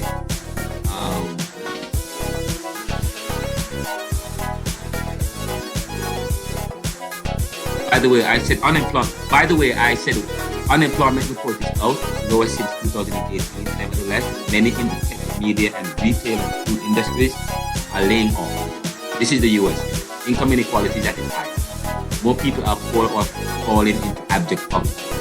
Education outcomes among especially black and brown people are still low and falling. Inflation falling. Inflation has decreased, yet prices are high in many consumer goods. Feds just raised the interest rates, promising more to come. What positives are there in this news, given the other economic conditions and poor economy?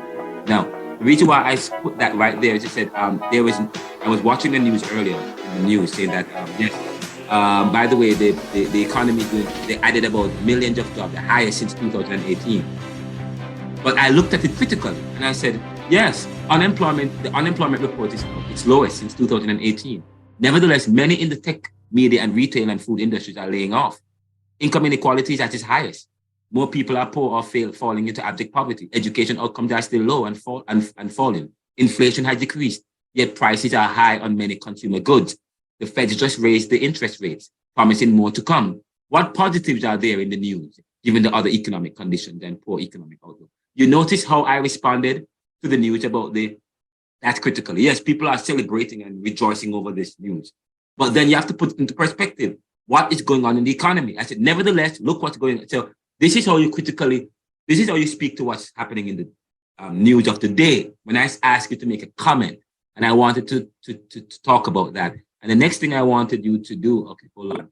Lastly, before I go is, where is it? I asked the question, what is the Caribbean? What is Caribbean thought? Sorry, what is Caribbean thought?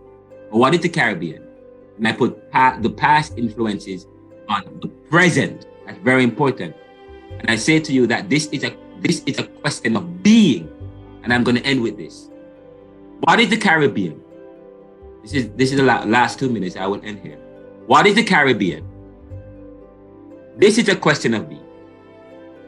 As much as it is a question of tradition, culture, and thinking. But it is also a question about the place and peoples of the Caribbean. It represents or part of a new world with new people, islands of paradise in the Americas, with language, history, culture, religious consciousness, politics, and economies that are inherited, that are inherited from its mixed past. When we hear of Caribbean today, we think of beautiful islands of paradise with sun, sea, sand, cannabis, Bob Marley and reggae music, Usain Bolt, irie people living out their best dreams, desires, and but neoliberalism, globalization, income inequality, poverty and resistance challenges this motif, this prevailing idea, stating that the Caribbean is made up of dependent, vulnerable states whose beauty is divorced from its people and enjoyed mainly by those outside of it. Further, the Caribbean represents people who have been disrupted, detached, displaced, hybridized, and made into dependent capitalists with some level of modernity to promote consumption within the neoliberal globalized which is largely, what do I have here? Which is largely a consumer society. That's the last point. Again, I end with this. What is Caribbean or Caribbean? This is a question of being as much as it is a question of tradition, culture, and thinking. But it is also a question about the place and peoples of the Caribbean. It represents part of a new world with new people. Island of paradise in the Americas, with language, history, culture, religious consciousness, politics, and economies that are inherited from its mixed past. When we hear of Caribbean today, we think of beautiful islands of paradise with sun, sea, sand, cannabis, Bob Marley, and reggae music. Usain Bolt, irie people living out their best dreams, desires, and lives. But neoliberalism challenges this motif, this prevailing idea, stating that the Caribbean is made up of dependent, vulnerable states, whose beauty is divorced from its people and enjoyed mainly by those outside of it. Further, the Caribbean represents a people who have been disrupted, detached, displaced, hybridized, and made into dependent capitalists with some level of modernity to promote consumption within the neoliberal globalized, which is largely a consumer society. Thank you for listening. Thank you for participating in the class today, guys. And for those of us who are joining this class via the World Wide Web, or those of us who are joining or listening to this delayed, thank you so much. And you can send me an email, renaldo.mckenzie@jts.edu.jm. This is Caribbean Thought, the class, and we are at the Jamaica Theological Seminary. Please, Jamaica Theological Seminary is one of the oldest seminaries in Jamaica. Support this school and what we are doing to develop leaders of the 21st century that will take us into the next century and the next one, so that we in the Caribbean can become not just thermometers, but thermostats, competitive people, rivaling those around us. But it is this rivalry that creates a problem, because who wants the competition? Yet we have a responsibility to ensure that people are treated. Thank you so much. Donate to the Jamaica Theological Seminary. Visit us at www.jts.edu.jm. And this is a production of the Neoliberal by Renaldo McKenzie and the Neoliberal Corporation, serving the world today to solve tomorrow's challenges. Visit us at www.neoliberal.com and renaldocmckenzie.com. Welcome.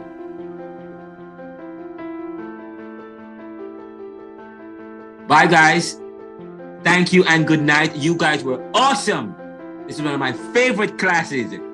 And I will send you a summary of this class. And I will also send you the homework and the expectation and the reading. You'll get that, okay?